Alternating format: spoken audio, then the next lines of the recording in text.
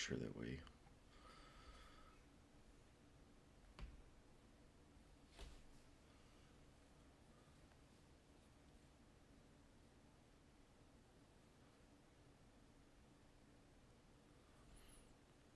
All right. Good morning, everyone. Welcome back to Implausible Nature, our Caffeine and Crusade live stream. Not only welcome back, it's been a minute since we've done one of these. It's been a minute since we've had a video. Apologies for that. I know there's been a torrent of stuff about Black Templars, but I've been on vacation, so that definitely made it hard for us to do do videos. Yes. But we are back in more ways than one. We are back as a faction. We've got our new Codex supplement that all the information is now out there. We've passed the embargo date. So we've been talking about it nonstop for the last week or so. There were leaks, etc. So we are going to be talking about everything in this book, give our first initial impressions. We are going to also be doing videos. We're going to do a detachment video for each of our 4 detachments, including Wrathful Procession. We're going to talk about that again because everything has changed now for it since it is now affected by our vows and our new characters and things like that. And so I think it's worth a look again. Do I think it's the most competitive detachment? No. It's not going to win you a GT probably, but is it playable? It's certainly a lot more playable than it was.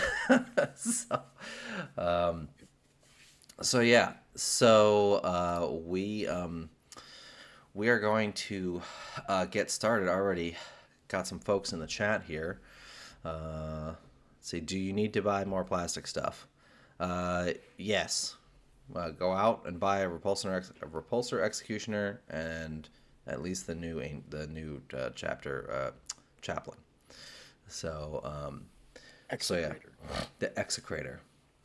I will say the names for everything in this book are amazing. Like I love all the names for like the stratagems, for the abilities. They're great. I don't have all of them. I don't have all the data sheets. We have all the information we're going to talk about, but I don't have all the data sheets in front of me, so I don't have all the names for everything, but we're definitely going to talk about everything today. Kirk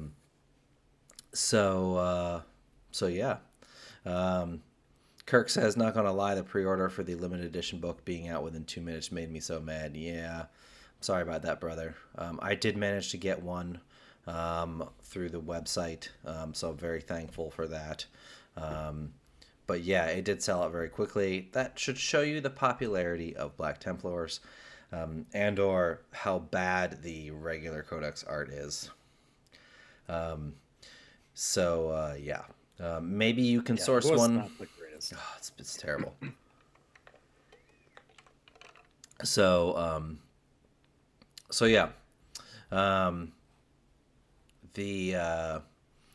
let's get into it. We got a lot to talk about and only 2 hours to do it in. So first off, out of the gate, we have a gigantic special rule that's going to be in our book called Heirs of Sigismund. And basically, the long and the short of it is that if you take a Black Templar unit, then now it's the same wording from the other chapters, right? Then they have both those keywords, Adeptus Astartes and blah blah blah. So you can't include more than one chapter. All this same stuff is typical in Space Marine codices. We are used to these. But then there's a new clause, and it says if your army includes 1 or more units from the Black Templars chapter, or you are using one of the detachments found on the following pages, Adeptus Astartes units from your army lose the Oath of Moment rule if they have it, and it is replaced with the Templar Vows army rule. See above. You cannot use First Company Task Force detachment. Oh no! Please not that. It's tied to Oath of Moment, its ability. That's why we can't use it. It's also the worst attachment in all of Space Marines, so who cares anyway? And of course, we cannot take Psyker models. And we cannot include the following data sheets. All 3 Gladiators, the Impulsor, Land Raider Crusader, Repulsor Executioner, Stern Guard Veteran Squad, or Terminator Squad. Stern Guard and Terminators, as we'll get into, they have their ability keys off of Oath. So we have our own copies of datasheet. And thankfully, finally, we have a unique Land Raider Crusader because we invented the damn thing. So very excited about that.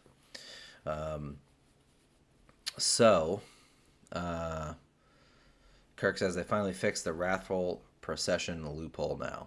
Yes. Love that we still get the librarian detachment. Yeah, but we can't do anything with it. So, in any case, that's the Heirs of Sigismund rule. Let's talk about vows. So, we have first up, abhor the witch, destroy the witch. I didn't think it was possible to make this vow worse, but somehow they did that. It is now, you get re-roll the charge roll against Psyker units, and melee weapons get precision. I don't understand why GW, and we'll see this again later, I don't understand why GW thinks that precision is some kind of melee buff, because it's not. Because I don't care about precision. I'd rather just kill the whole unit. Because, like, there are very few, like, great buffing characters inside a trash unit. I probably want the unit dead before the character. Because the unit is going to kill me back if I kill the character. So, yeah, this is awful. You're never going to take this. Not against Grey Knights even. Not against... It's just... There's zero benefit to this vow. I would not bother with it at all. Somehow they made it worse. I would have rather still had it been a 4+ invul and a anti-psyker 4+.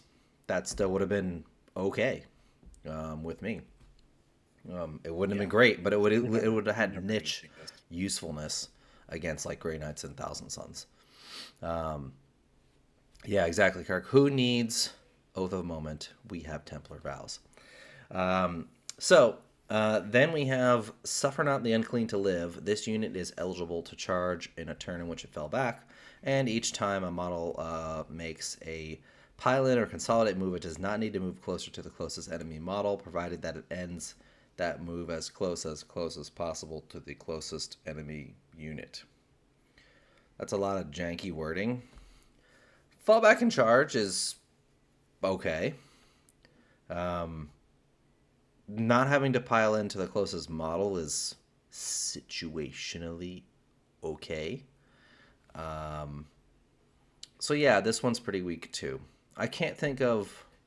Bob, can you think of an army that we want to do a lot of fallback and charging against? Because I can't. It's not that you pick an army against it. It's if you build around it to be able to manipulate the board in some missions. That's really kind of where you're going to be. If you don't need to have the +1 wound, if you're not worried about the sticky objectives, there is opportunities for being able to fall back and charge and pile in and consolidation. I think it has some niche applications that could potentially be pretty strong. Simply because it allows you to be much more tactical in your movement phase.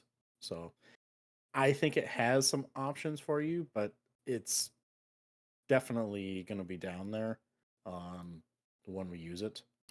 At least it's better than abhor. Yeah.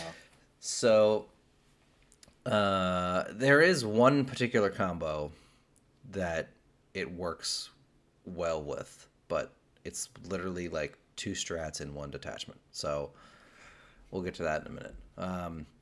So next up, we have something much better. Uphold the honor of the emperor. Basically, the entire anything that has infantry um, gets sticky objectives. That's good.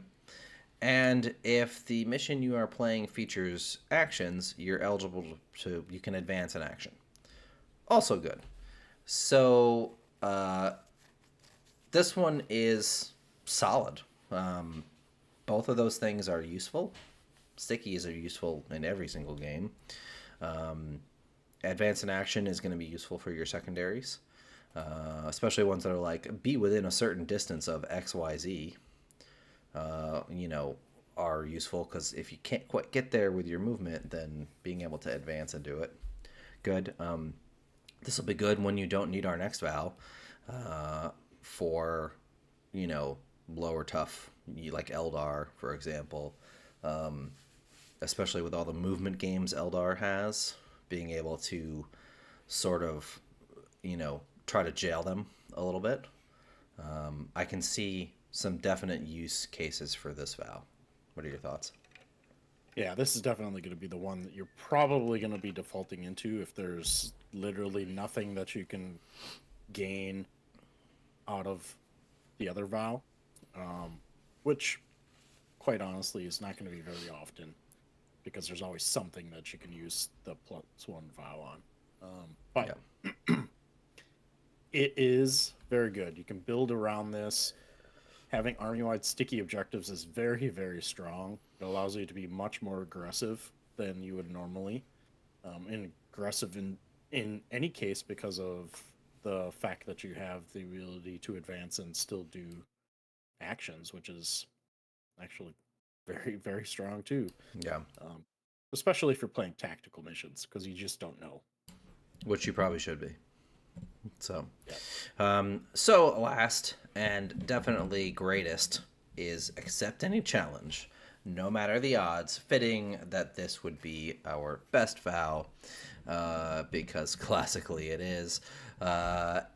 Every time this unit makes a melee attack, if the strength characteristic of that attack is less than or equal, that's a huge bonus right there. A lot of these ones are less than.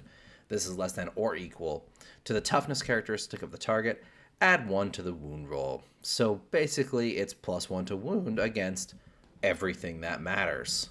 So this is really beneficial across the board. Even if you're fighting other Marines, this is beneficial because all your chainswords are wounding those Marines on 3s, which is huge. This is definitely going to be the default vow if you're not facing something like Eldar or, you know, Infantry Span Guard or Gene Stealers or something like that. Because there's a lot of other armies out there that are much tougher than we are. Yeah, absolutely. This is how we flex into the armies that we had difficulties against. This is what allows us to actually function where we potentially don't necessarily have great options for things like monsters or vehicles. Even just your basic unit with chainswords has the ability to put wounds on terminators, um, monsters, things of that nature, where they didn't necessarily before. Yeah, exactly. So those are our vows. Overall thoughts on our vows, Bob? I think we have a great suite. When you add them instead of Oath. Oath a Moment, because let's be honest, who didn't forget to put Oath a Moment on something? I always forgot. So, Always. It would be like I'm halfway through movement going, oh, I need an oath a moment target. My opponent's like, go ahead. So, yeah. so I mean, it's great to just know that you have the +1 to wound on everything, instead of being like, oh wait, dang it, I forgot to do that oath. That's what I was gonna do, and then you're like, too bad, so sad. Oops. Um, Yeah. so that's a great thing. Yeah, we did. do miss the rerolls, but as you'll see in the We have coming no shortage of data sheets, rerolls. No we have shortage of plenty of rerolls. rerolls. We don't need rerolls. Michael says, "I guess we aren't firing our intercessors in favor of infiltrators." No, honestly, probably not. The other thing is, intercessors are still just good. Like tossing 20 bolt rifle shots into something is you can clear a Eldar squad of something pretty easily with that. So I think they're worth still bringing, even if we end up with the taking uphold because of whatever reason. So I still like intercessors just because they put out decent damage. You can get a power fist in that Sarge, so they're not bad. They're good. They're still a good unit. So Yep.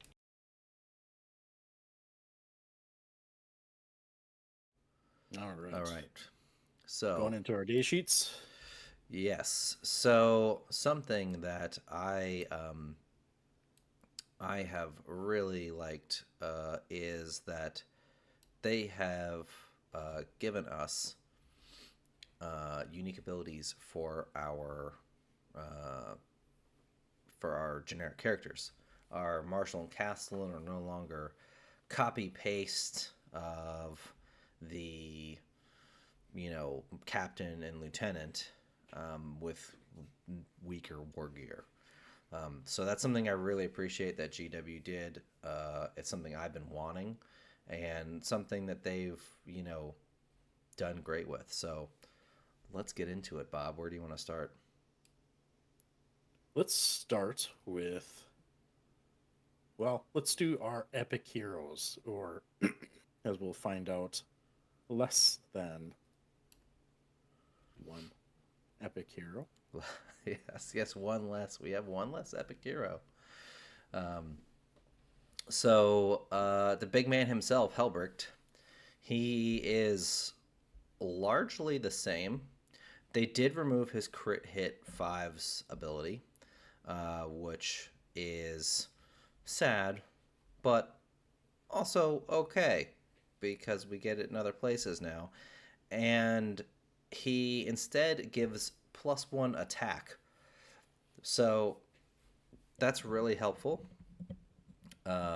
especially for our sword bros who lost an attack, or well, really everyone, because our chainsword guys also lost an attack. So that +1 attack, really, really good. Especially in a large Crusader blob, you're getting 20 extra attacks. Okay. He gained a wound, so now he's 6 wounds, finally, as he should be. And then he also gained an OC, so now he's 3, I think. And then his other ability, the +1 strength, is still there, so he's still +1 strength as well for the unit. And then his high martial ability, the mortal wounds one, they decided it wasn't good enough, so they made it better. So now he gets +1 to the roll for every 5 models in the unit.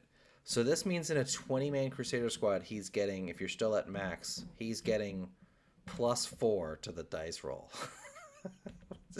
So you're, as long as you have 5 dudes in the squad, you're always going to get +1, which is really nice. Which means you can't fail, because this is not a to hit roll or a to wound roll or a save roll where a 1 always fails. So if he has at least 5 dudes in the squad, you can't fail, which is amazing. So yeah, I still think he's great. He's still 120 points, which is maybe a little high, but I think he's still a good character at this point. Yes. So I'm not going to go through all the math on the stream. Over the last 2 days, I have done so much math, which I'm going to do a name drop simply because I've been spending hours doing math. There's an app that's very handy, and they get free promotion. Adept Roll Yeah. is where I've been getting my math from. I like Very them too. handy little. But anyway, Helbrecht allows, which we'll talk about here in a little bit, uh, two specific units to way over punch. So we still have the ability to nuke things down with Helbrecht. He is, I would say, still a little bit a touch expensive. So we will go through the MFM points that are, according to playtesters, confirmed for the drop. So he's at 120 points. But he is, I think, necessary in pretty much all of our lists because of his damage buffing potential. You can put him with 5-mans. You can put him with the 20-mans, 10-mans for Crusader squads, and he will dramatically increase your damage output simply through that one extra attack. With the ability to combo him with the Castellan, which gives you the rerolls, which we'll talk about, he's still able to, with a 5-man unit, take down knights reliably, even the big ones. So he just under kills the Deathwing Knights on the charge, but that is not counting his mortals. So he basically, with his unit, I've done this math many times. He basically kills any unit in the game other than the defensive Primarchs on the charge with a 5-man Sword Brothers squad. Reliably on average. It's pretty good. Oh. Still worth it. Indeed. So yeah, I think he also has play with a 20-man Crusader squad because 20 extra attacks is a hell of a lot, and bumping them to strength 4 or from strength 4 to strength 5 gives you that much more room in with accepting a challenge. So now you were wounding Marines on 3s before. You're still going to wound Marines on 3s. Now you're wounding anything that's tough 5, which there is quite a lot of on 3s. And now you are wounding tough 8 and 9 on 4s. So a pretty significant bump there for them. And then on top of that, the extra attacks, which just make them go crazy because they have sustained hits. So yeah, I like him. I think he's still a great addition, nearly an auto include in our lists. So play him if you got him, boys. So yeah. Brings up something in the chat. Assault Intercessors. He can join Assault Intercessors now, which is interesting. He can still join the things he could before, which is like Crusaders, Sword Bros, Assault Intercessors, and I forget the other unit. I think there's like one more. Let me look at my sheet. Just basic intercessors. Basic intercessors, yeah. I don't know why you'd ever want him to join those, but whatever. So that's the good news for our epic heroes. Here's the bad news: is Grimaldus is not quite as good as he used to be. Sadly, he did get a 10-point drop to 110, but honestly, with his current rules now, he really needs to be like 90 points because he's not really that good. So he still has the 5-up Feel No Pain for himself and his servitors. He did gain an attack, so he's up to 6 attacks. So it's not bad. His 3 abilities, however, are now +1 toughness instead of instead of the Feel No Pain. Still gives out the extra AP if you want to choose that instead. And instead of advance and charge, he gives +1 to advance and charge, but you can't do both. So he no longer allows you to advance and charge. Notably, he still has his rerolls. Yes, he does still have his rerolls, which is also important. So he is still a source of rerolls. I think he needs to be like 80 or 90 points, to be honest, because none of those things except the AP are particularly amazing. Nobody can join him. So you basically need to get the utility out of his own self.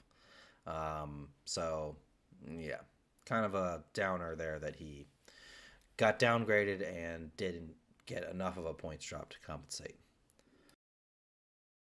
Counterpoint. All right. Right. There's a lot of hate on Grimaldus right now. So, counterpoint here.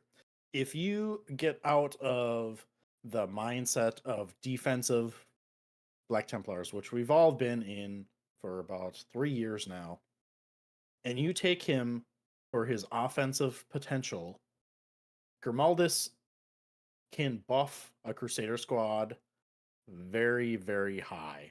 It's like, yeah, he's 120, 110 points. So, yeah, I would prefer him to be about 90 points. But an extra AP and rerolls to hit for one character on the squad, which we're already going to be taking a billion characters, which you will see later on in We videos are and hero on him. stream.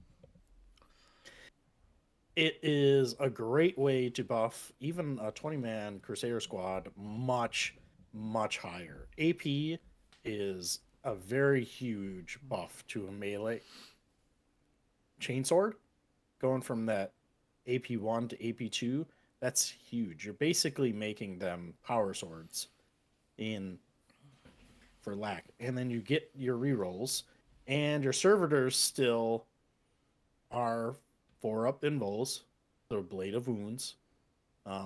Yes, they do take up space in the transports, Wolfwood.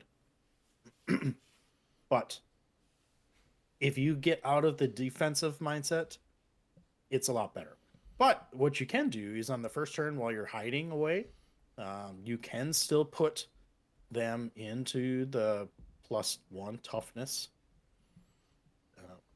vow, because that does create a breakpoint for several weapons against you.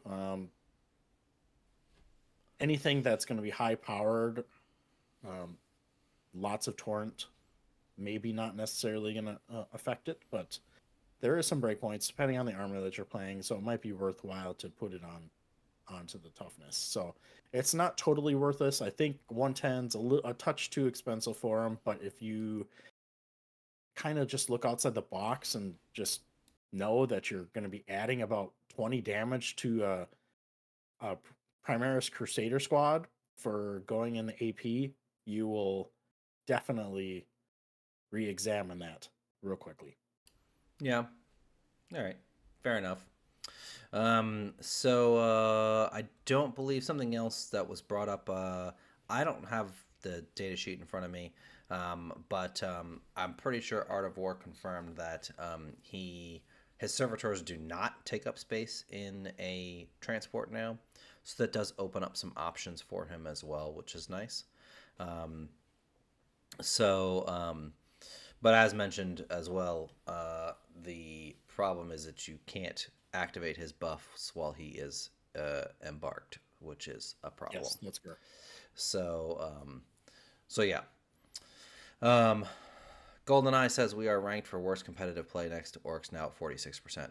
Yeah, but that's our current index, so this is going to change all that, in my opinion. Also, 46%, while it's at the bottom, is still technically in the Goldilocks zone, according to GW. In any case, so that's Grimaldus.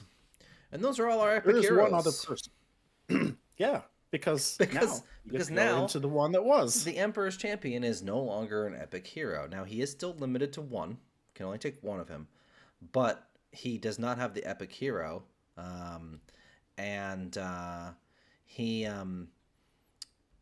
He said he now is able to take enhancements, which is huge. for him because there's a lot of good enhancements that he really wants to take. Specifically, there's a couple in Gladius that are really good. There's some in these detachments that are really good. So yeah, he's significantly better than he was before. He went through a lot of changes. Um, so let's talk about them. So first, he's move 8 now, which okay, sure, I'll take a 2-inch move buff. He also has a leader and a lone op. So rejoice, all you lone op wishers. He is now lone op, which I still don't think he's like a great lone op, but it's a nice thing that I'm glad that he's not only lone op because I still think he's really good with a unit. Um, his ability, which was called Skillful Parry, now is called the Armor of Faith. It was in melee in the fight phase only. You could blank a save. Same exact wording, except they removed the fight phase part of it. So now, in the shooting phase, once per phase, you can also blank a shot. So that's really nice. It's Um, very amusing to me that like you can just blank a demolisher cannon shot to the face and be like, meh, it's the whatever. it's the armor of faith, my brother. That's why the emperor protects. Yeah, Kirk says, "Oh, lone op will be nice when his squad is gone." I agree. That was where it will be. Where to me, where I'm going to use it most is that. Unlikely that I'm gonna just run him as lone op, even though that's a thing you can do if you want to. Um, so um, he also has the same stats otherwise. His sword is virtually the same, except that his precision is strike on his sword now has anti-character 5 plus, and that's because his other ability gives him a once per game dev wounds. So now his dev wounds are triggering on 5 up instead of 4 up into characters, a character unit. Has to be a character unit that he's targeting. In addition to that, he also gets +2 to charge versus character units for his unit. So he is viable out of reserves into something because as long as you can plunk him down within 9 of, or just outside of 9 of a character unit, now you're on a 7-inch charge, and with a reroll, that's a significantly better chance of making that charge than one that is 9 inches. So a lot of good changes for him. I wish the anti-character were 4 plus instead of 5 plus, because it's literally only useful when you're triggering those dev wounds, because especially with AAC, you're never going to not be wounding a character on 4s. He's strike this strength 8. So I wish it were uh, anti-character 4 plus, especially because the ability is only once per game. But it is what it is. What are your thoughts, Bob? Yeah, I like the fact that he's able to be put into a squad. I think that's the better option for it. Simply because I don't think creating a solitaire for the Black Templars is necessarily the right way. Although it is pretty cool. I think I will try it to see how it works out. But I think having the option to put them in a small, cheap unit like Assault Intercessors is going to be the way to go. Get them up the board quick, let them die, do their thing, and then all of a sudden you have a monster that's still there. Because presumably you have other units that are going to be able to be close, so he able to still get some of those lone op opportunities. But it's going to be really nice to be able to get those uh, +2-inch charges off and throw a bunch of damage into something that is important. So we talked about how precision is not necessarily great on melee. This would be the exception. This is where you take your cruise missile and fit it through the tiniest little hole in the building and blow up something that is important to your opponent. This is where you kill the buffing units for like your plague bearers or something important like that with this guy. You can put some really kind of fun, cheesy enhancements on him if you're using our detachments, as touched on. We'll get onto that a little bit here shortly, but yeah, there's a lot of cool things that you can do with the Emperor's Champion. I really enjoy what they did with him, making him more like Lucius than the Solitaire. Yeah. So I think that's a good one. We're being told the audio's a little low, so I'm going to try to boost Bob's a little bit. Oops. All right, so hopefully that fixes it. If it doesn't, please someone let us know and I'll boost it some more. Test.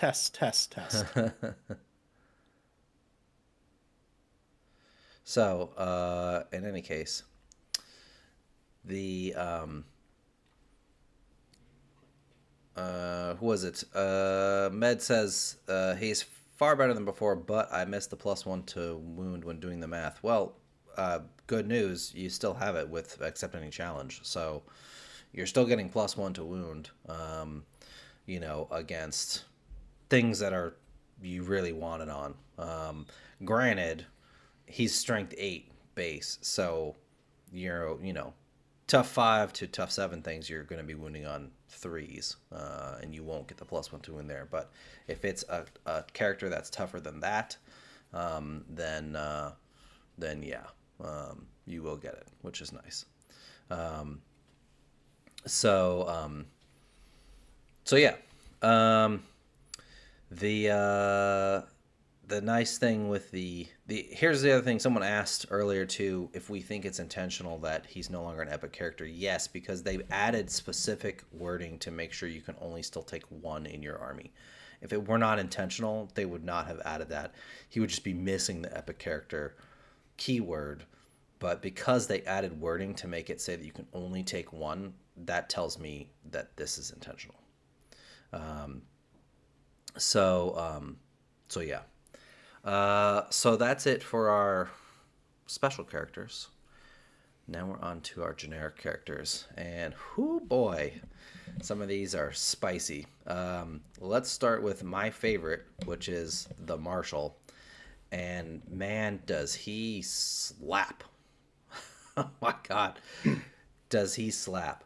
So they got rid of both of the captain abilities from him. He's now 7 attacks base.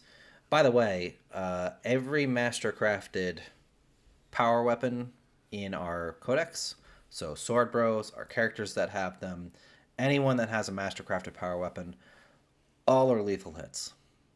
They all have lethal hits. So that's amazing. And then chainswords, anyone who has a chainsword in the Black Templar supplement is sustained hits. So we get those built in. Those rules built in. The Marshal starts at 7 attacks base, which is crazy, with a lethal hits mastercrafted power weapon.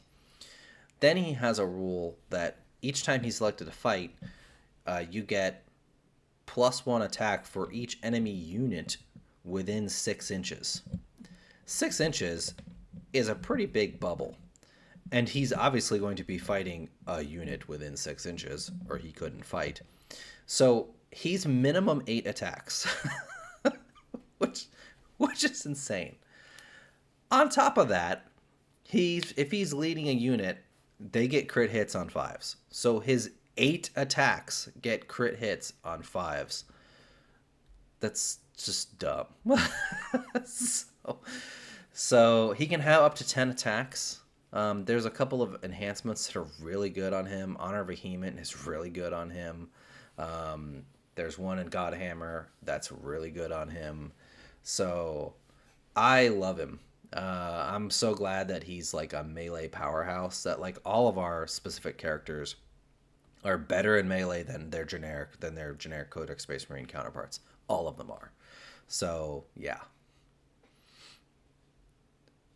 Yeah, he is a huge important piece to our Hellbrick or as an alternative to Helbrecht, because we all know what the 5-up critical does to our lists, and it's a poor man's Helbrecht squad for both Sword Brethren or potentially even the Crusader squads if you don't want to put in for Helbrecht, or if you're already taking Helbrecht, you have another one. So mathematically, again, I'm going to reference this because I've done a million simulations over the last 2 days. Not quite reliably killing a full big knight, but you get close. You are going to kill reliably Armigers, Rhino. They kill Rogel Dorns with that squad, but not the higher end, the most tough things. They're not going to kill. Just they're going to be 3 to 4 damage short. He's they're not going to also kill Deathwing 40 knights. points cheaper than Helbrecht, though. Yes, He's that only is true. 80 points. So he's the same cost as a captain. Pretty sure captains are 80, right? Yes. So But if you add the grenades, then you're going to get close, much closer. Yeah, you just need a little bit of luck on your dice. So yeah, I love him. And more importantly, he pairs really well with the Castellan, who also has 2 new abilities. He's no longer just a worse lieutenant for 5 points less. He's still 60 points, by the way, which is stupid. I thought they would bump him to the 5 points back to being where a lieutenant is, because he's honestly just better than a lieutenant. He also has a mastercrafted power weapon, obviously, like the current datasheet has, except it's now 6 attacks. So he has I can't remember if regular lieutenants have 6 or not. Either way, I think they have 5. But I don't know. Either, it doesn't matter. He has 6 attacks, which is great. Now his 2 abilities are in the fight phase. You pass a leadership. You take a leadership test. If you pass, the entire squad gets rerolls to hit. So yeah, that pairs really well with the Marshal's crit hits abilities. Even if you fail, you're still getting rerolls of 1 to hit. So you're getting something. That's a great ability.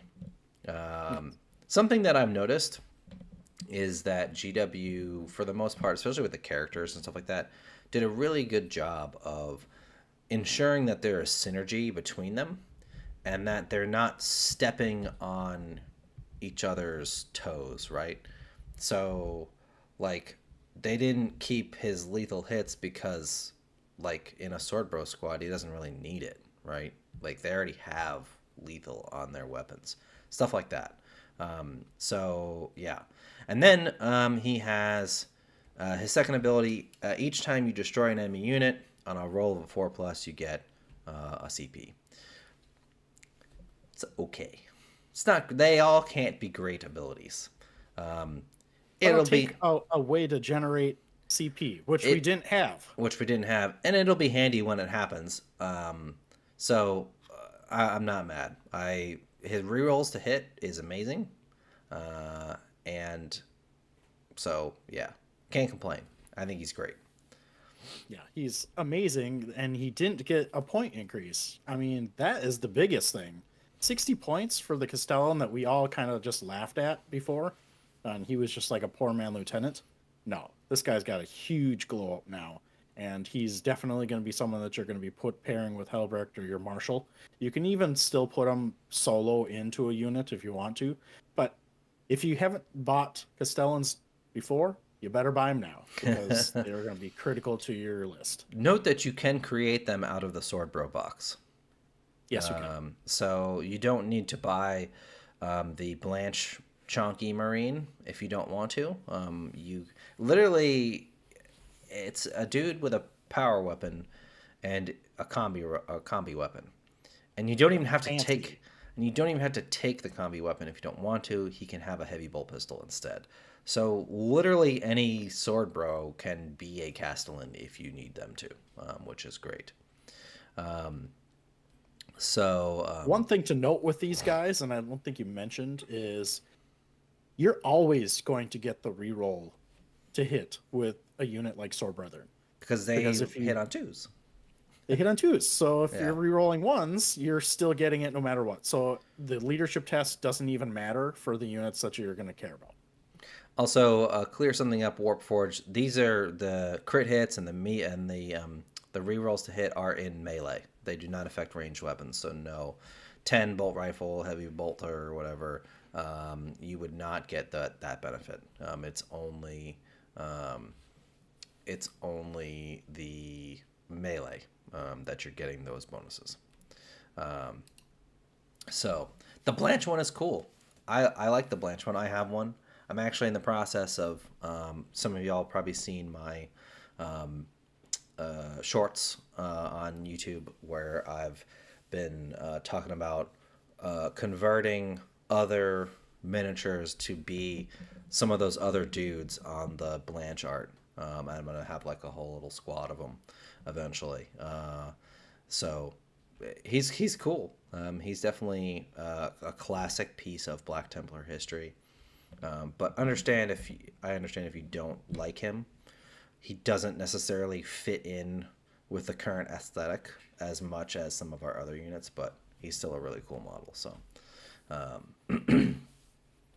yeah. Then we've got the Crusade Ancient, and he's 65 points, which is too high in my opinion. I think he needs to be 50 with the regular Ancient. He's better than a regular Ancient, but he's still not great.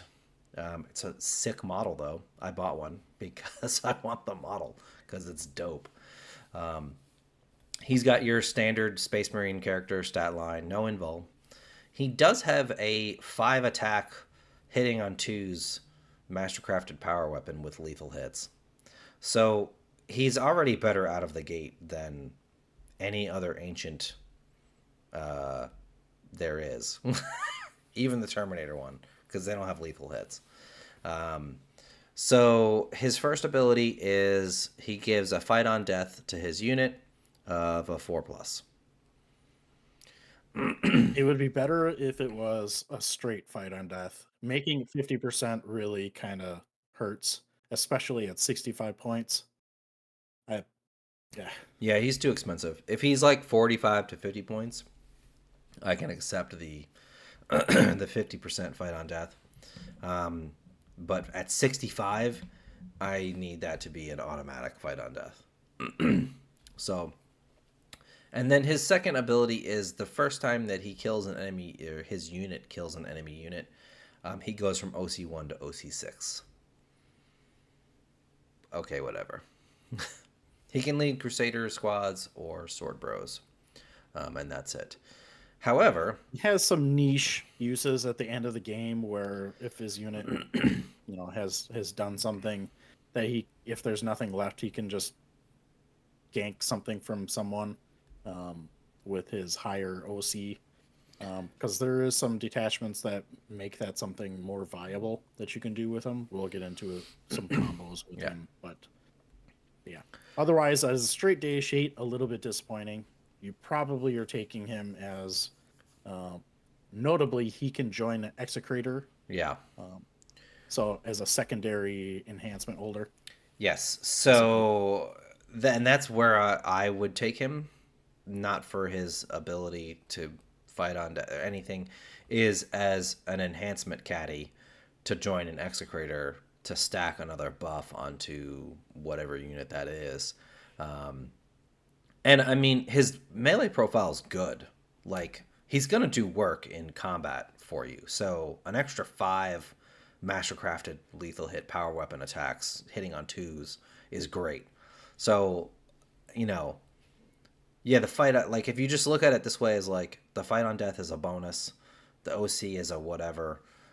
He's an enhancement caddy that, slaps for 65 points.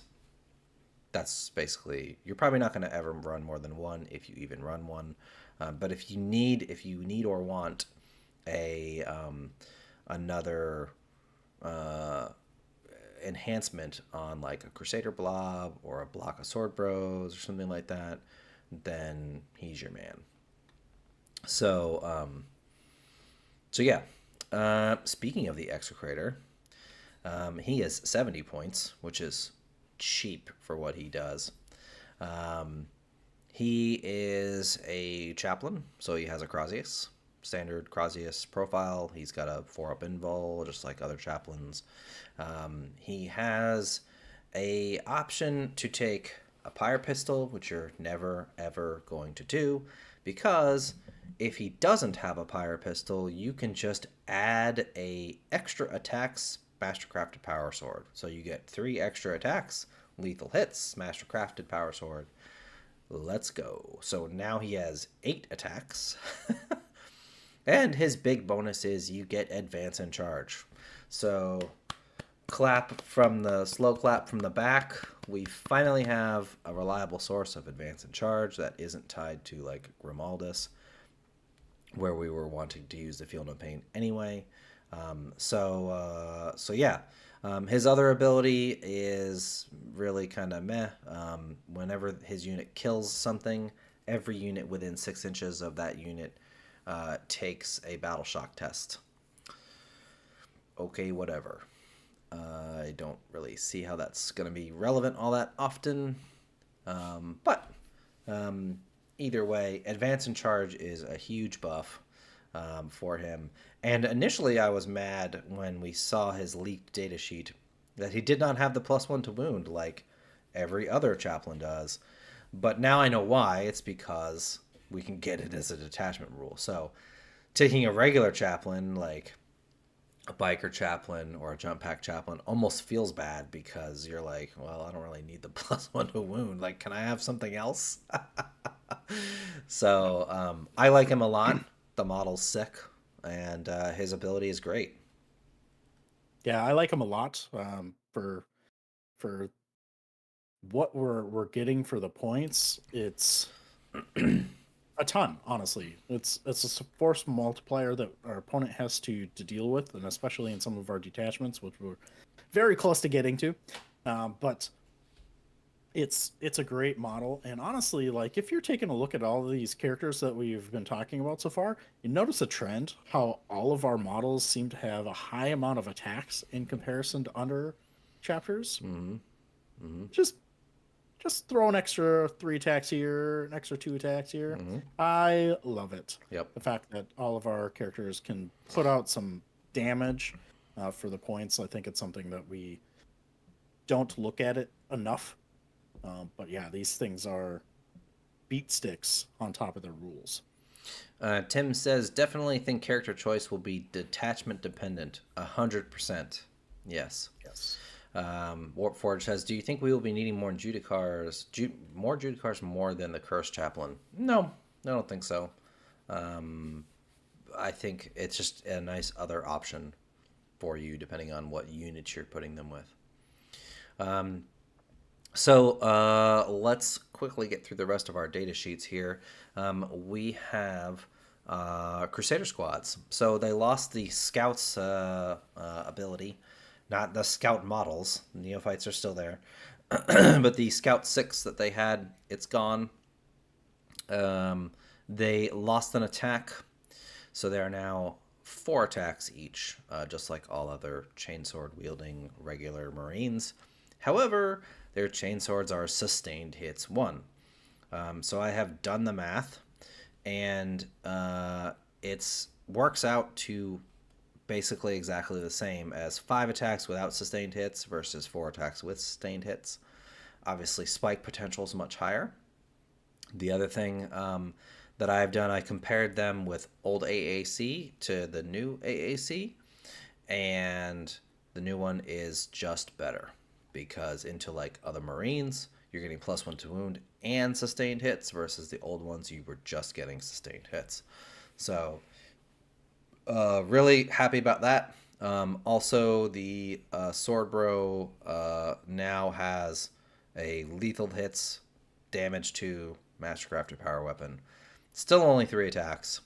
He did not get a 3rd wound. So he's still a bit of a Temu sword bro. Although he's not really Temu anymore. Now he's more like the Walmart store brand version, right? So it's theoretically the same, but it's maybe just not quite as good. I guess GW didn't want us having three different save profiles on one data sheet, which is fine. I'm glad his weapon he's at least worth keeping around before he was just like, yep, we're just going to ditch this guy Gotta first. kill him They're first. going to kill him first because I'd rather have 5 chainsword attacks. So at least now he's worth keeping around. And then, more importantly, we also lost advance and charge rerolls because we get that as an attachment ability, which we'll talk about shortly. Instead, Righteous Zeal is back. Now, for those of you who are new players and may not remember this, way back when Black Templars first started, and I don't remember whether it was called Righteous Zeal in 3rd edition or not, but in 4th edition, 3rd edition, 4th edition, and into 5th edition, we had a special rule. It was an army-wide special rule called Righteous Zeal. And what happened is back then, if you took 25% casualties from shooting, you had to make a leadership test. If you failed, you fell back. Falling back was really bad back then. Like you could get like your whole unit wiped off the board from falling back. But Black Templars took that leadership test if you lost even a single model. And if you passed, you surged forward. It was at that time a consolidation move, which meant that you could engage combat with it. And then later on, consolidation moves became a thing that you couldn't engage combat with anymore. So it became a lot more lackluster than it was originally intended to be. Those were in the old days of GW. Where FAQs were like once every 5 years, maybe if you were lucky. So the wording on this is lengthy, but it's basically exactly the same as Berserkers, Khorne Berserkers. It's a blood surge. So when you take a casualty, you don't need to take a leadership test. You can just choose to go D6 plus 2, and you can hit engagement range on this. So this is huge because a giant block of Crusaders, that's just... You do have to go closer to the closest enemy, which is fine because that's where they want to go anyway. Which may mean that you're not hitting the unit that shot you. You may be hitting some other unit. But if that's not advantageous for you, then you don't have to do it. It is once... It's a May. It's a May. It's once per phase. So you can decide to do it or not. Maybe something else shoots you, and you're like, maybe now it's worth it, or I don't. There's multiple ways for you to do it. So the cool thing is that because engagement range is 1 inch, and you're going a minimum of 3, that means they have to stay more than 4 inches away from you if they don't want to get charged, essentially charged. You don't get a charge bonus, which is fine because unless you're surging into something or righteous zealing into something that is got fights first, because it's not your turn, you will fight first anyway. So it's really good. I love this ability, especially on a giant block of Crusader squads. But even on a 10-man with no leader, you're still popping in with a bunch of chainsword and power fist attacks with sustained hits and +1 to wound. What are your thoughts, Bob? I think that in some cases, the scout rule, losing that over this is more beneficial. But I think in reality, a lot of times in most games, the blood surge is more beneficial because you're going to have the blocks of a battle line that people are going to want to deal with. They're going to plink units at them. They're not going to probably do too terribly much unless they're dedicating all of their firepower to kill that unit. Knights come to mind. So you're going to search forward, get onto whatever you need to as quickly as you can. You might even take multiple turns where you're going to be moving forward. The reason why I say it's better in most cases versus scout is if in scouts it's the first thing that you do, obviously in the game, you alternate it. But there's a lot of times where you just don't need the scouts. Or if you got the second turn, you're hiding anyway. You're not going to be scouting into the open. Um, the real case applications is if you get the first turn, then you're able to go forward. But if you deploy them out in the open, then you hide them with your scout. So there wasn't a lot of forward momentum. Where this one allows you to disrupt your opponent's game plan by potentially getting into close combat with them if they get shot, which is On their really turn. annoying. Yeah. So you basically are going to be movement blocking your opponent for them playing the game, potentially. So I think that's really kind of cool.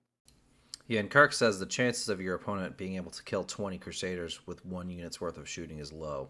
Yeah, it's like extremely low, I would say.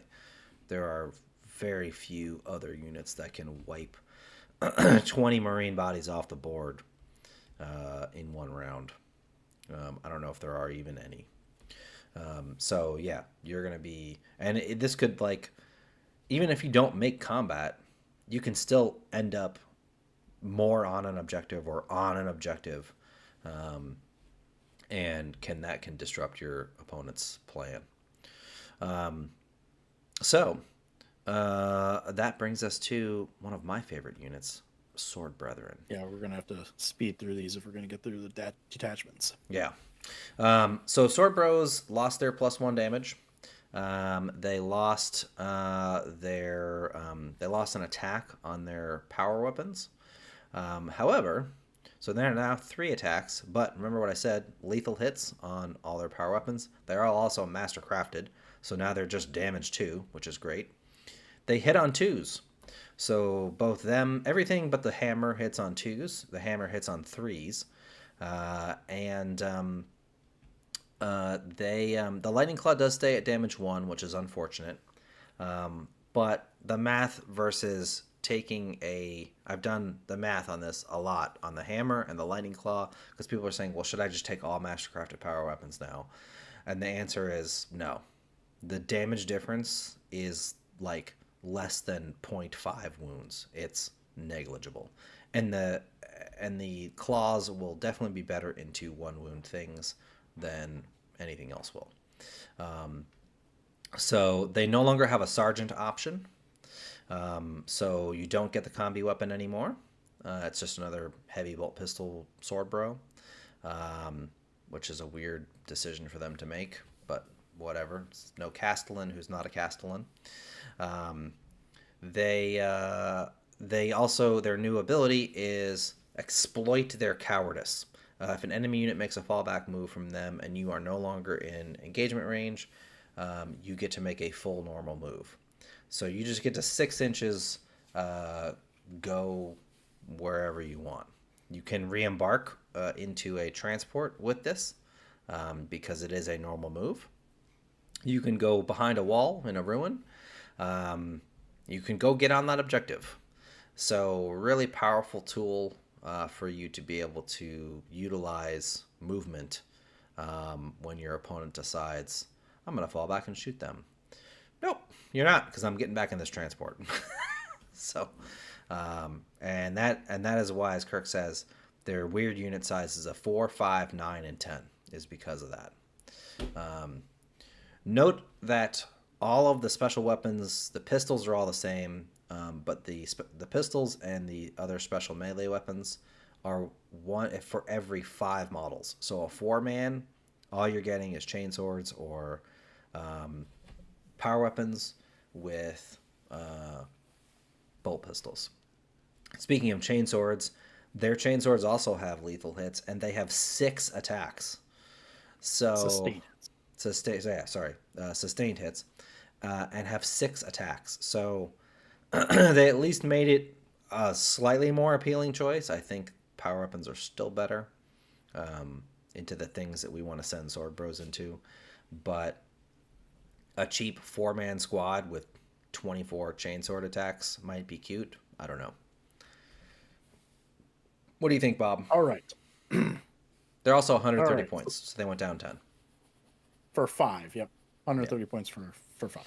So, I've been playing damage control for a week on this unit. Over a week. So, as I mentioned, this is going to be the just trust me, bro. Just trust me. Go download Adapt Roll and do some math for yourself if you don't believe me. But if you add the correct characters onto this unit, you are not going to see a dip in damage. Now, what you do see is characters not able to be killing gods, like killing Helbrecht is not going to be killing Primarchs anymore by himself, By himself. or Imperial Knights by themselves.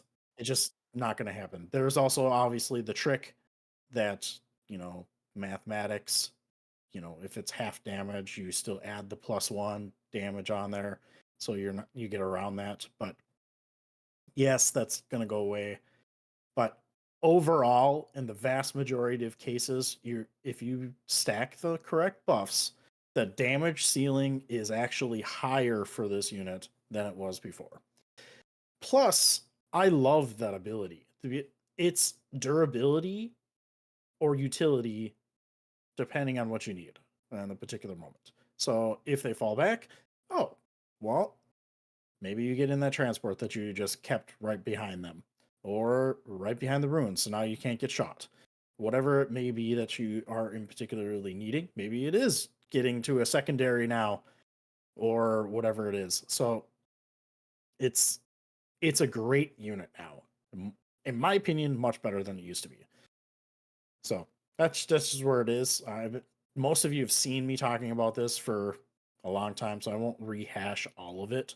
But these guys mathematically are not as good data sheet to data sheet. But when you add characters to them, like the Castellan and Marshall or Helbrecht, the ceiling is higher. So yes, we can kill knights still. Yes, we can kill everything in the game basically with these guys. So there it is. Yeah. And Bubba says, the damage before it was fun and funny. It'd be like, oh, look how much damage this unit can do, but it was way overkill. We were way overkilling stuff, and then they were getting obliterated because they were just standing there in the open after Helbrecht and the Castellan just murdered the entire unit, and none of the bros even got to swing. So this makes them much more durable in that you can get back in your transport, which makes it that much more annoying for your opponent. So I like it. I like them a lot. Oh, that is actually even a good point Tim brought up. I didn't even think about that. So it's phrased as a normal move, correct? Yes. So if you're in Wrathful Possession, you add 2 inches to your movement phase. So that's an 8-inch move. You sure do. Yep. That's kind of funny. Yep, exactly. All right, so then we have a few of our vehicle and other data sheets. So we'll go really quickly through these because most of them are not very notable. Our special Land Raider Crusader rule is when the Land Raider Crusader shoots, you're going to pick a unit that it hit something with, and then disembarking units get rerolls of hit and wound rolls of 1 to reroll. So that's decent. It's still a 220 point box that does shit all else. So unfortunately, it's not great, but it might be okay in Godhammer. I mean, if you're trying to win GTs, you're not taking this, but you might do okay at your RTT or in local games, running a Land Raider, especially if you need the points. And you don't have the points for a Redeemer. Yeah, it is much better than it was getting those rerolls. Yeah. But you still have to rely on getting out of it and getting to that opponent. Yeah. That turn. So. Stern Guard. Now they reroll wound rolls of 1 versus the closest unit. They are only 85 points, which you're probably not going to see any Stern Guard because, that's their old ability before they changed oath, and it's just meh, not very good.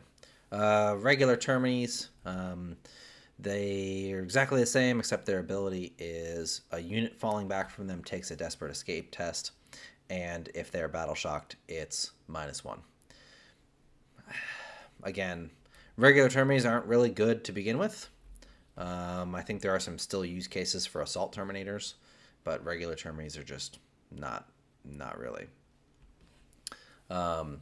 So you're more positive on the Land Raider Crusader than I am. No, I like it. I have 2 Land Raider Crusaders that are painted that have not seen the table in like 2 editions. So I'm going to be playing one in Godhammer. I think in Godhammer they are very good. I think in Godhammer I would slap a unit of like 5 assault terminators in there, because now they're going to get the detachment rule and they're going to get rerolls of 1, to hit and wound. So yeah, that's my take. I think if you're trying to win a GT, they're not gonna. You're not gonna do that. But in your local scene, RTTs, sure. I think it can be useful, and the buff is nice. It's a good buff. Our what do you call it? Gladiators are all the same. They went down 10 points, so now we get the multi-melter for free because we don't have Oath. Our Impulsor went down 5 points, otherwise exactly the same, which is fine. I'll take a 5-point discount. Thank you very much. The Repulsor its rule is basically the opposite. So previously, on Codex Space Marines, they run away to get into the Impulsor when they get shot. Now, when people shoot our Repulsor, we can get out, and we can get out 6 inches. So you can use that to stage your guys for next turn into a ruin or something, that sort of thing. Or if your opponent's trying to blow up that, if your opponent's trying to blow up that repulsor, then if they fail to do so on the first set of shooting or whatnot, you can disembark your dudes into some sort of safety, not have to worry about taking the mortal wounds on them and being battle shocked, etc. And then getting shot by something else. So it's good. It's still an ugly ass model. So that didn't change. And then the Repulsor Executioner, which now we can talk about why everyone is buying up Repulsor Executioners. I ordered one myself. Yeah. Bob went out and bought 2. Stock. Yeah, they're out of stock. Oh, they gone. Its ability for Codex Space Marines is like if you're below half strength, you can re-roll something. I don't even know. It was terrible. Now, it gets, if you have one of our units within 12 inches of the enemy unit that you're targeting, you get re-rolls to hit for all of its bazillion guns. Okay. So that's really good. That's really good. And it's a transport. It's really good. And it's a transport. So you need to look at it like this. I'm not going to spend a ton of time on these other than say they're really good. Like the Gladiator Lancer was at the beginning of 10th edition we talked about. But getting rerolls to hit is native rerolls is awesome, especially for shooting things. Think of them like this, though. An Impulsor, 80 points, right? So this unit's a 220. You take off the 80 points, you have your 140, essentially.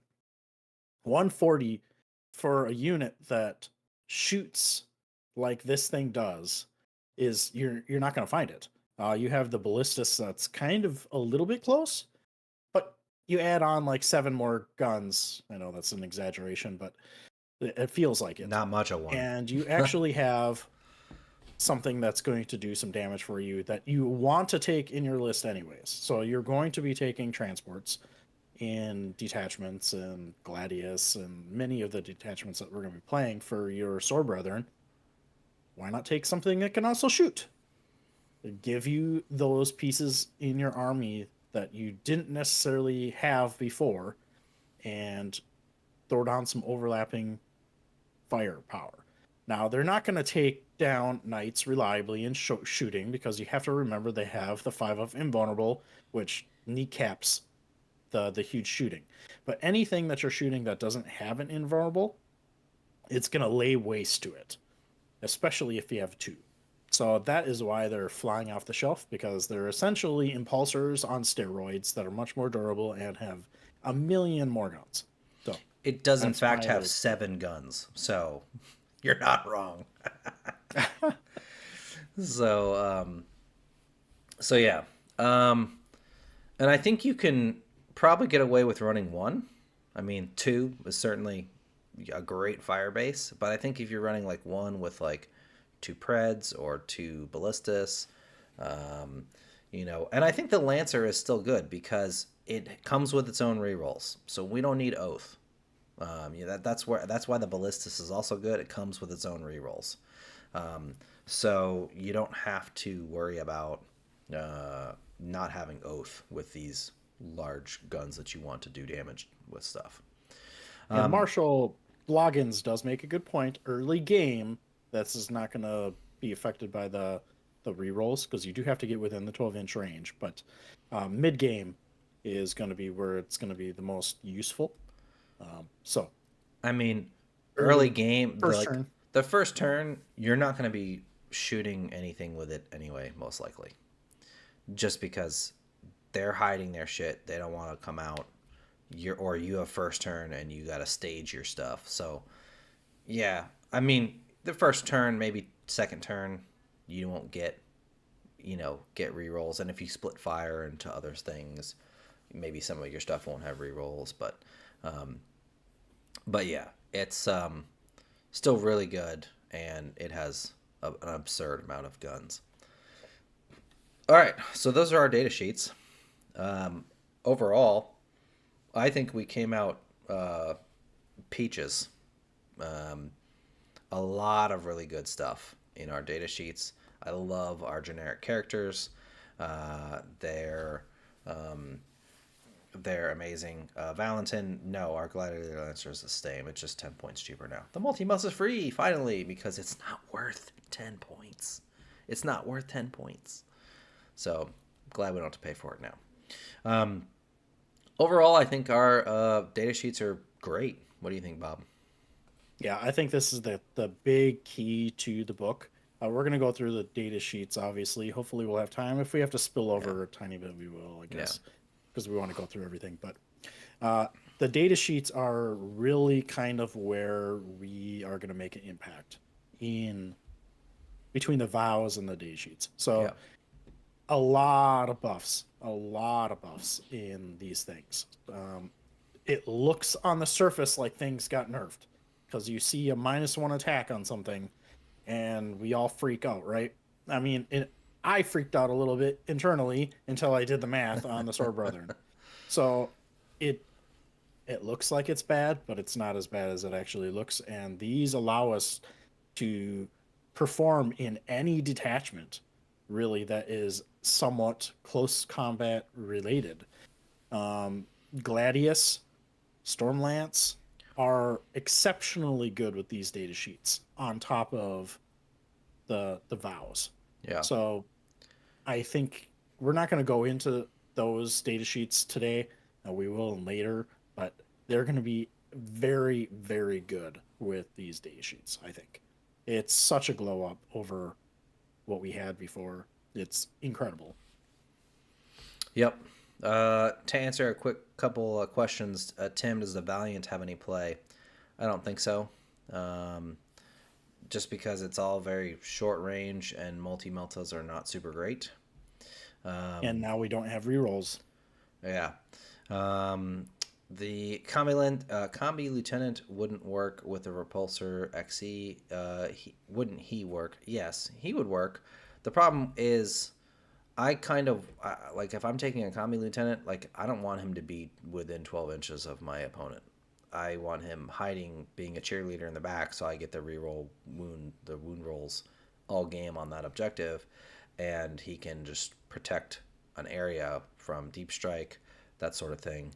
I need him being a cheerleader because he's not durable. Thoughts on Stern Guard? Any good with the points reduction in lieutenants? Lieutenants are counter synergy to Stern Guard because they want to be rolling wound rolls to get those dev wounds. And no, I don't. I don't think not having full wound re-rolls and no source of full wound re-rolls except for one strat in one detachment that we have. I don't think Stern Guard are really worthwhile, unfortunately. But the bodies are very cool for Crusaders. In any case, let's talk about these new detachments. The first one is Companions of Vehemence, which is a great name. Detachment rule is you can reroll advance and charge rolls for Adeptus Astartes units in your army. So this is just a great overall buff. It helps us be speedy, helps us especially with our execrators. And this detachment is full of movement shenanigans. And very focused on chaplains and judiciaries. So yeah. Any thoughts, Bob? Yeah, so I think this is a positive change for pretty much everything that we want to do. Mm-hmm. Kind of a little bit of a with the cat out of the bag, but I think this is probably the most competitive one of the three that we have. Yeah. Simply because, as we'll talk about, it plays into the movement shenanigans that we kind of want to do. So advance and charge rerolls is something that's not native. We're using CP to do that. I know there's some other content creators out there that say that it's not very something that they do, but I know that I fail charges frequently or have an advance roll that's just terrible. When I need a 3, I get a 1, Yeah. and have the ability to have that additional movement or charge range just standard without having to blow the CP. And we're all going to be using CP on all of these different things. So Yeah. it's great, in my opinion. It also synergizes probably the best for, there was a question earlier.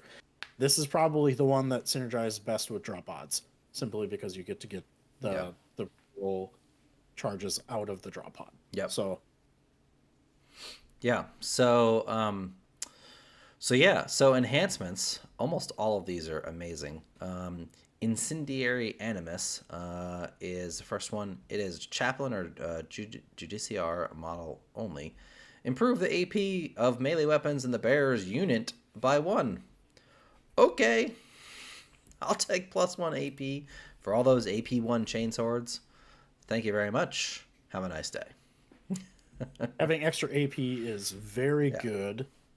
So we all know what it's like and how much durability that we have gained from having Armor of Content, which, by the way, is gone from all of the detachments. Yeah. But it's the inverse. You're adding AP. Yep. So it's much more effective. Yep. So really good. Great enhancement. Oathbound Exemplar is 15 points. It's Adeptus Astartes, so anybody can take it. Add 1 to advance rolls, and they can action and advance.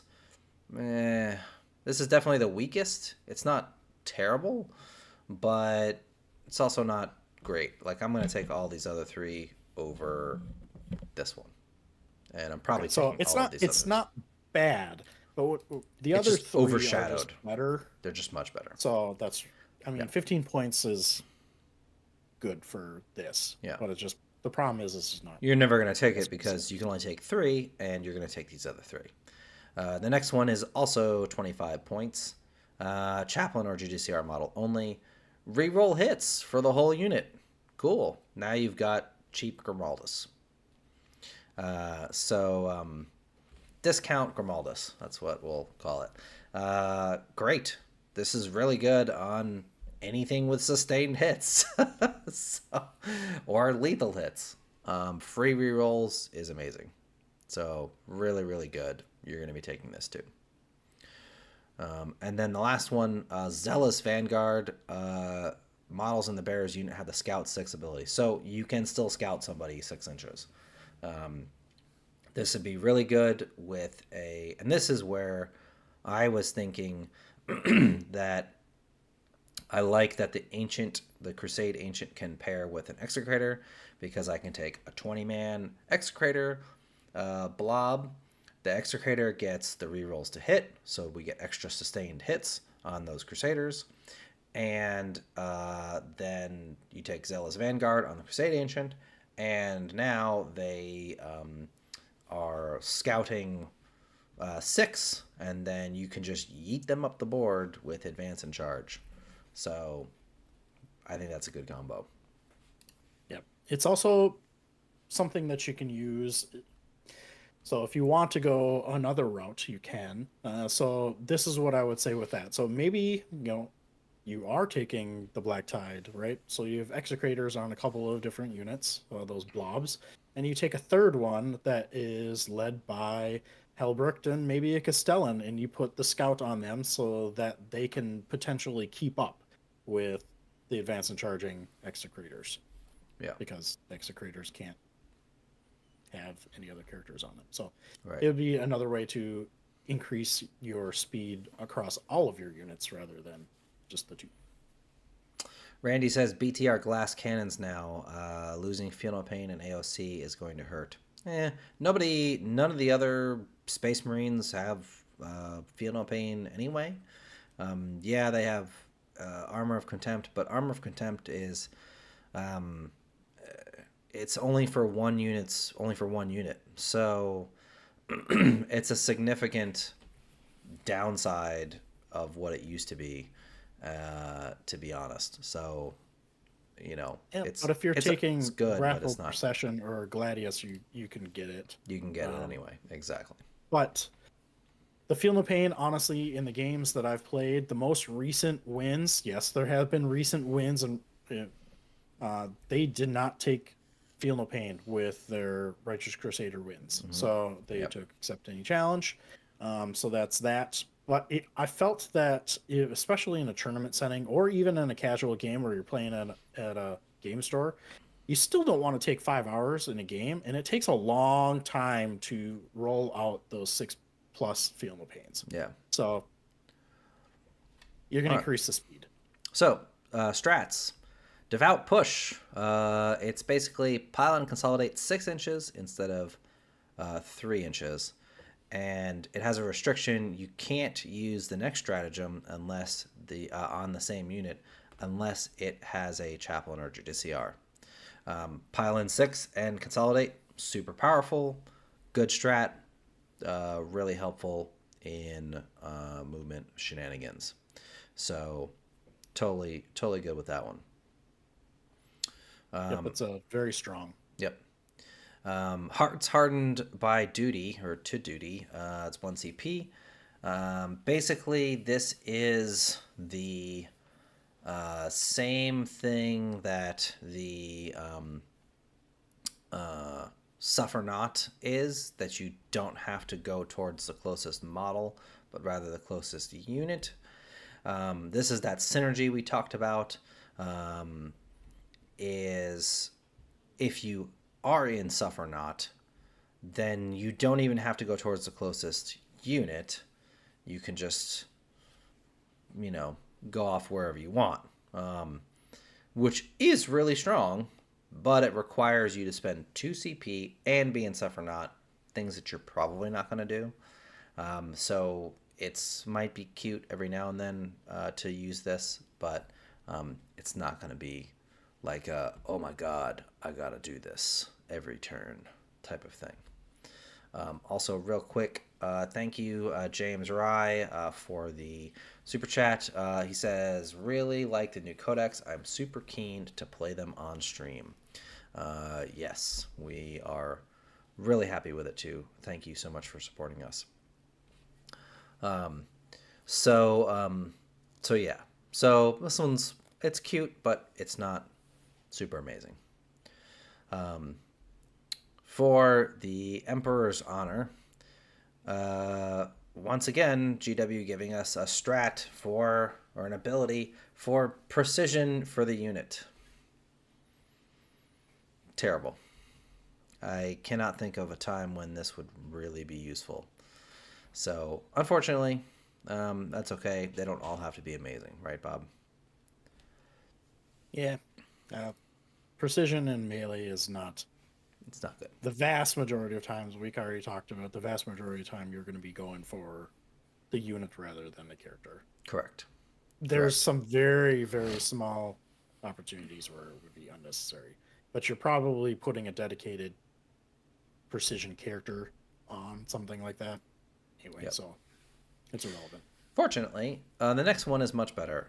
Select one chaplain or justiciar unit from your army that's not been selected to fight. This is the chaplain and justiciar detachment. Uh, that has not been selected to fight. You get reroll hits of 1 and also reroll wound rolls of 1 if it's a monster or vehicle. So, very nice. Solid. Like it. Yeah, it's a solid take. You get not only rerolls to 1, which is really good. It also buffs your ability to take down the things that are tough for us to deal with, which is the monsters and vehicles. Less so now that we have the +1 to wound, but synergize very well with these that take. So excellent damage buff. Dennis says, wasn't Wrathful Procession the chaplain detachment? Technically, yes, that because they're singing litanies or saying litanies or whatever as like the detachment rule, but literally only one thing in the entire detachment keyed off of chaplain, and that was an enhancement. So, yes, isn't. This one, there are multiple things that are chaplain or justiciar only. So, yeah. The next strat is pretty interesting. Heresy begets retribution. I love these names. So this is your opponent's movement phase just after an enemy ends a normal, advance, or fallback move. So it's one chaplain or justiciar unit again, and that is within 9 inches of the enemy unit that just made whatever the move is, and not in engagement range. And then you roll a d6, and your unit moves a number of inches up to the result to go as close as possible to the closest enemy unit, excluding aircraft, and you can make engagement range from this. So this is another surge move, which is great because now you don't have to have Crusaders, and they don't have to shoot you. You can just d6 inches into them. So this is neat if like an opponent is like, oh, I'm going to come take this objective from you or try to contest this objective from you. No, you're not. I'm going to engage you in combat and kill you. And again, since it's on their turn, unless that unit has fights first, you are going to fight first. So, Yep. I really This like this is one. actually a very, very huge one. So this whole detachment, as you can kind of see, is all about movement shenanigans and manipulating the board. So it kind of favors the large Crusader squads, so the 20 mans. So if you're sitting on that objective with a large Crusader squad, and obviously longer charges, so you can see that a D6 roll is needed there. And if they just come in with 9 inches, you're not going to make the charge, obviously.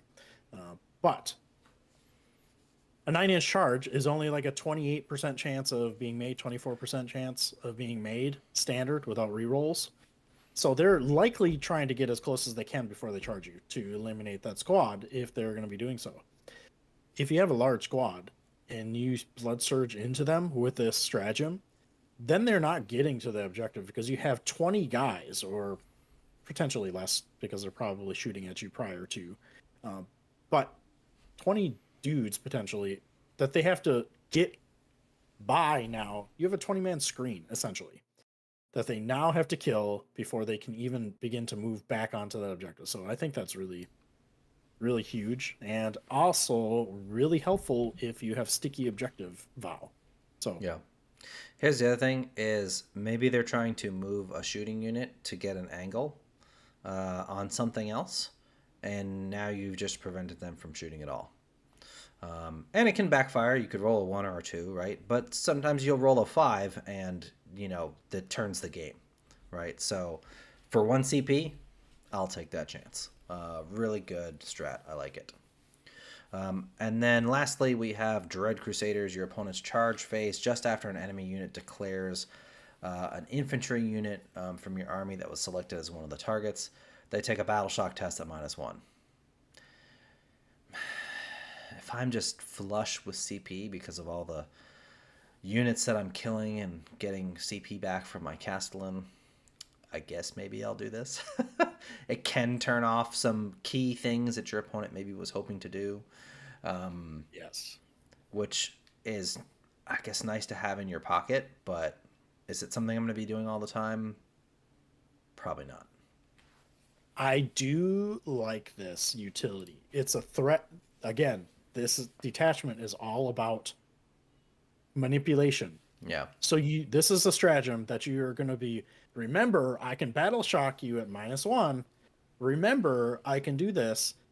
Then all of a sudden, your Death Star opponent's unit may not necessarily be a Death Star if they fail that. Just the thought that they could potentially fail battle shock test, even if they kill your unit, if you're sitting on an objective and they all of a sudden are OC0, Yeah. that can potentially break the game for your opponent, right? So this is something that you're gonna use and be like, don't forget, I have this. Don't forget, I have this. Could also turn Just off make a them think about reroll for a charge. So it's not terrible. It's nice to have like as a threat for you. Fortunately, it's only 1 CP. It is at -1. If we're just a battle shock test, it'd be kind of, but it is at -1. If you're fighting against an army that doesn't have great leadership, this could be a problem for them. So that's Companions of Vehemence, or Vehemence, however you pronounce that. I like it. Bob and I have been talking a lot about the detachments. We think that this is probably the best detachment that we have access to. The enhancements are amazing. It has some dud strats for sure. It also has some really good strats. It's all about movement manipulation, and we know movement wins games. It wants to use chaplains and judiciaries, which is fine because we have a really great chaplain, and judiciaries are still a good leader. We forgot to mention this. Our Crusader squads and our Sword Bros still have the same index rule. We are not Space Wolves. We are not locked to our own things like they are. Sword Bros and Crusader squads can still be led by anybody that can be led by that can lead an intercessor squad. So Yep. Captains, lieutenants, judiciaries, regular chaplains, like all of those characters from regular Space Marines, we can still lead so we have a lot of options. And our characters can still lead a lot of different things as well. So we're not as confined as Space Wolves are. Yeah. Thank you, Dylan, for the super chat. Companions of Vehemence is great. Unlocks more control over movement and maneuver in a game of risk management. We will put enemies in tough dilemmas. Exactly. Very well said. I feel like this detachment is going to be extremely high skill cap. You will have to play a lot of games with this to learn when and how to use the stratagems. But the ability to really make the board the way you want it to with the movement is very, very powerful. And I think is once it gets unlocked in the combination of units that we're going to be putting in there, whether data sheets, ours, or maybe the Space Marine ones, however it ends up being, someone's going to unlock it. Yeah. And then it's going to be extremely powerful. This is going to be, I think, the top 5% of Black Templars players are going to be very successful with this. Yeah. Yes, Gladius is more well-rounded and probably better overall for more situations. It's but boring. Once you get the practice in, I think this is where it's going to be. All right, so moving on, Detachment Vindication Task Force. This is the one that was previewed by GW on Warcom. This is the one that focuses on ancients. I don't know why. I mean, yeah, it kind of makes sense from a fluff lore perspective. But ancients are also the worst character across the board in Space Marines. And our ancient isn't super great. If our ancient were amazing, then maybe we'd consider this. I still think there is some play for this. It's more of a casual detachment, in my opinion. It does have some good stuff. So let's get into it. Each time an attack targets an ancient from your army, basically, if you have an ancient unit on an objective, you're -1 to wound, that's really good. Little techie, you have to be on the objective, you have to have an ancient in the unit. But if you're taking this detachment, you're probably running like 5 ancients anyway. So yeah, you have an ancient tax. Enhancements. Don't forget, each time Oh the yeah, Crusader the Crusader Squad. That's right. There is a second part. Each time a Crusader Squad makes a Righteous Zeal move, you can go towards an objective instead of the closest enemy unit. That's really good too. It's utility. Again, movement tricks are good. And this detachment really favors Ancients and Crusader Squads, obviously. So up next on the enhancements, Ancient model only, Imperialis of the Eternal Crusade, subtract 2 from the charge roll. That's good. You know, screwing with your opponent's plan, always good. And 2 is a decent amount. So it's all right. It's not bad.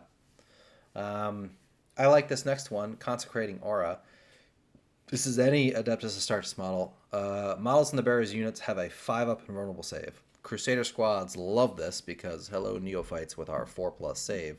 Oh, you have AP? Cool, we don't care. So I think you're taking this one for sure on a 20-man Crusader squad. Yeah, it's definitely very powerful. Giving. Yep. Orb of the Emperor's Aegis, Adeptus Astartes model only. Models in the Bearer's unit have Deep Strike. This is hilarious with the Emperor's Champion. Hello, here's my Sword Brethren squad that I'm Deep Striking. Oh, next to your character unit. Oh, by the way, I have +2 to charge. And yes, I'm going to spend that CP to reroll if I fail. Bye. So I think we were Bob was a little cool on this one, and I was too at the beginning. But now that I know that the Emperor's Champion has +2 to charge, I think it's hilarious on him. So yeah. Yeshua, thank you for the super chat. They say, support what you like or else it will go away. Keep up the good work, fellas. Thank you so much for the support. We appreciate it. So yeah, somebody also mentioned this, and I thought it was something I hadn't thought of, and I liked the idea of it, is you could also deep strike like an Eradicator squad with the Apothecary guy. So that's not bad, because usually they have to walk on, and you're limited there, but now you can just deep strike and be like, here, have a whole bunch of Melta. So yep, that's actually a good use of that. Pretty good use of that. Downside is you're going to be just over 9 inches, so you'll be outside of Melta range. Yeah, well, that's always going to be the case with that. But at least you'll be able to, still get them in a better position of where you want them to go, which is nice. And then Warden of Honor, the Crusade Ancient only, it gives +1 to his Fight on Death. So now it's a 3-up. See, I like this one. And you want to take the detachment. You have to take Ancients to make the detachment work anyway. And it's 20 points. So fight up on 3-up. If you're gonna, make use of them, then I think it's worth it. I think it's anti-synergy. Why? Because you want to be on the objectives with your ancients, right? Yeah. So our Fight on Death is in melee, obviously because it's Fight on Death, and if you're getting shot, you're not going to do anything. So it's niche applications when someone finally gets to charge you. Yes, it could potentially help, but I mean, I don't know. I think the other ones are better. Yeah, It's not terrible for 20 points, but I don't know. So anyway, I'm gonna try it because I remember fighting on death with Vicious Riposte, and one, I forget which vow it was, gave you a 3-up, and that was a lot better than a 4-up. Like, yeah. significantly better. So, Donald says, are PCS led by Sword Brethren now? They've actually been led by Sword Brethren for a while. They were, the Sword Bro in there had a basic power weapon, and either a Pyre Pistol or a heavy bolt pistol. Those are still his only options. However, the power weapon is now mastercrafted with lethal hits, just like the regular sword bro. So he doesn't have 3 wounds. He doesn't get any of the options or anything like that. Can still take a pyre pistol, which you should, because auto hitting anything is great. So yeah, to answer your question there. All right, so let's get into the strats. Refusal to yield. Basically, you resurrect an ancient that just got killed at full wounds. That's great. You have to take these guys anyway. You can spend a CP to make them kill them again. so it's solid. Downside is you can only do it once per battle per model. Yeah, and it is ancients only. It would be hilarious if it was any character. Hakur, no, assault intercessors are not getting sustain 1. These are only chain swords in our supplement. So BT units only. So yeah, it's good. In a detachment that relies on ancients, you get the ability to resurrect him if someone tries to precision him out. Or, just stand him back up after the unit's dead, and it's like, cool, here I am, I'm annoying. Now you gotta kill me. You gotta waste more resources to kill me again. Yeah, so that's the key there, and I think that's going to be where you're going to be using this, is if your opponent kills that unit in the shooting phase, it's at the end of the phase. So now that they have to waste all of that extra shots, can't do anything else, and 1 CP, bam, you're back on the objective and you claim it. And if it's a Crusade Ancient, he and his unit killed something, he's OC 6. So, it's pretty good.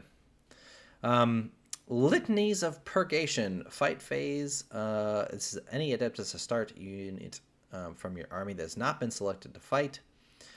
Basically, if your target or you are on an objective, you get +1 AP. This is really good because it doesn't require... If your target's on there, then you get it. If you're in a big blob and you string a dude back to have 1 model on there and most everybody else is piled in to fight, you get it. So this is... +1 AP is great. I like this strat a lot. You want to be on the objectives anyway to get the -1 to wound. So this is an extra AP is really nice. All right, Spore of the Unholy. 1 shooting phase or fight phase. Ranged weapons get to ignore cover. Ignoring cover is good, just in and of itself. And each time a unit or a model in your unit makes an attack, you can ignore ballistic skill, weapon skill, or hit roll mods. Which is basically, sounds like a lot, except it's really just hit roll mods, because I don't know of anything that, alters your weapon skill or ballistic skill anymore. So it's not really the only ones. And they don't even do it anymore. Now it's a hit roll. So I wish it were wound roll, hit and wound roll. That would be better, but ignoring mods is good. That's helpful. So it can be useful stripping cover off something. Definitely that's like adding an AP. So that's good. Useful when you need it. Reclaim our honor. Opponent's shooting phase or fight phase just after. Basically, if they kill an ancient from your army that wasn't resurrected this phase, or wasn't targeted with the resurrection strat this turn, I think, then then your whole army gets add 1 to hit roll against that enemy unit. So it's okay. What do you think, Bob? So this is a potential way, if you want to bait one of your units, if Yeah. they're able to kill one of your ancients, this is a way to give your units some additional oomph against a dangerous unit potentially. Just So it's not bad take that for one team. 45-point blade guard veteran and just run him out there solo. There we go. Please kill me. Yeah, it has some uses, especially if it's like something that's a pain, or you want that reroll or that +1 to hit against from your opponent's army that killed you. It's useful. Right. The Recitation of the Revered. Opponent's shooting phase just after they select their target. One ancient unit that was selected as a target of attack. -1 to be hit for the whole turn. So now you can be -1 to hit, -1 to wound. It's really good. Yes, this is the other defensive trait, and that's really good. And I think this is how you make your units exceptionally durable Yep. against at least shooting. Yep. But it's against fight phase as well. But I will say this detachment, it you have to pay an ancient tax, but it does have good strats and good enhancements. So even though it's like, yeah, you're gonna pay an ancient tax, and ancients aren't good, you get good buffs from it, and it's definitely a more defensive style of strat. So if you want to play more defensively, this is a solid detachment, I think. And then that brings us to the last one, which is my favorite strat in this detachment. It's the Perfid Intervention. It's 2 CP, but at the end of your opponent's charge phase, one unit from your army that's within 6 inches of one or more enemy units and would be eligible to declare charge if it was your charge phase. So basically, somebody not in engagement range, right? You now declare a charge against them. You don't get feist first. Who cares? Again, unless you're with all the other surge things that we have, unless you are fighting something fights first, you're going to swing anyway because it's their turn. The great thing about this is better than heroic intervention because it doesn't require them to have charged something within 6 inches of you. It's just like, oh, I'm going to move up and tag this objective. And then at the end of your charge phase, I'm going to charge you from the other side of the objective. I'm going to take this objective from you. No, you're not. yeah. So it's 2 CP, but it's really powerful because they can't do anything about it. Yep. Yeah. So heroic intervention obviously is like very, very similar, but that key point is what makes it really good and why it's 2 CP. Yep. All right. So that is Vindication Task Force. How do you feel about Vindication Task Force, Bob? So I think this is obviously the weakest because you have to take a 250 points in ancient tax. I will say the Terminator Ancient is pretty decent. So I think this detachment is going to shine with like a block of 10 Terminators and an Ancient and then a bunch of Crusaders. Yeah, there's some play. I think this one potentially gets stronger over time as people learn how to play it, because it is defensive. And maybe Ancients gets better over time. Like if our Ancient gets a points drop, if the Space Marine, Ancient units get better, then this automatically gets better. So I think it synergizes better with the sticky objectives, so that you can sticky them, advance a charge, and get to another objective. Yeah. Or the fallback and charge. I think that is also something that potentially be a good one with this one.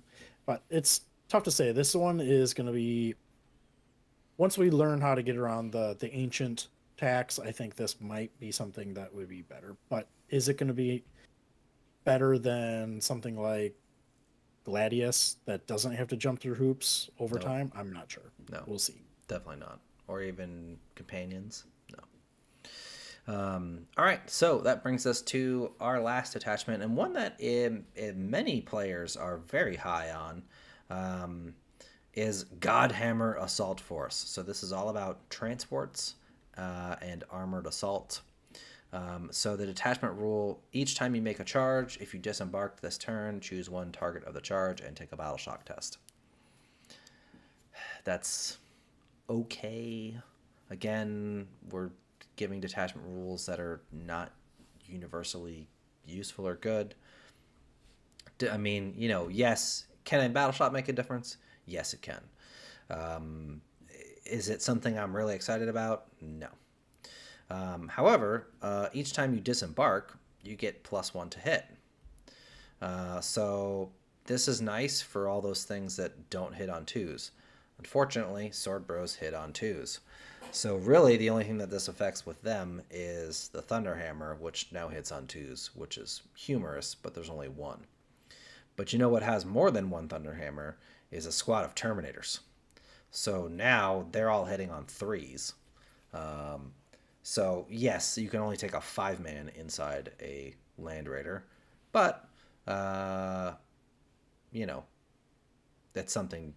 It makes them better. So yeah, things so, yeah. like aggressors, blade guard, things like that. Where you have the 3-weapon skill. Bob said assault centurions. I want everyone to hear that. Bob said assault centurions. I'd never heard him say those words in all of 10th edition. So congratulations, Godhammer. You got Bob to consider assault centurions. Yeah, and one of their problems is low number of attacks, and they hit on 3s. 3-man, which is all you can fit in a transport, only has 9 attacks. So hitting on 2s is much better. And if they get out of a Land Raider Crusader, they're hitting on 2s, re-rolling 1s. All right, and they have sustained hits 2 against monsters and vehicles. And +1 to wound. Yep, +1 to wound. Yeah. And if it's the... they're going against the vehicles and monsters anyway because they're high strength, so... Yeah. Bennis says, does it work with a dread coming out of a storm raising? Yes, he's disembarking. Yes, it does. Yes, it does. Storm Ravens might be good. We're going to get there in a second. Yeah. All right, so the enhancements. Paragon of Fury. This is great on a Marshal. This is great on the Emperor's Champion. Give a model +2 strength, and if he disembarked this turn, also +1 damage. This makes a Marshal go frickin' Super Saiyan. So now he's strength 7 with lethal hits, damage 3 with at least 8 attacks. That's like, all right, we're just going to go execute murder.exe. So let's do it.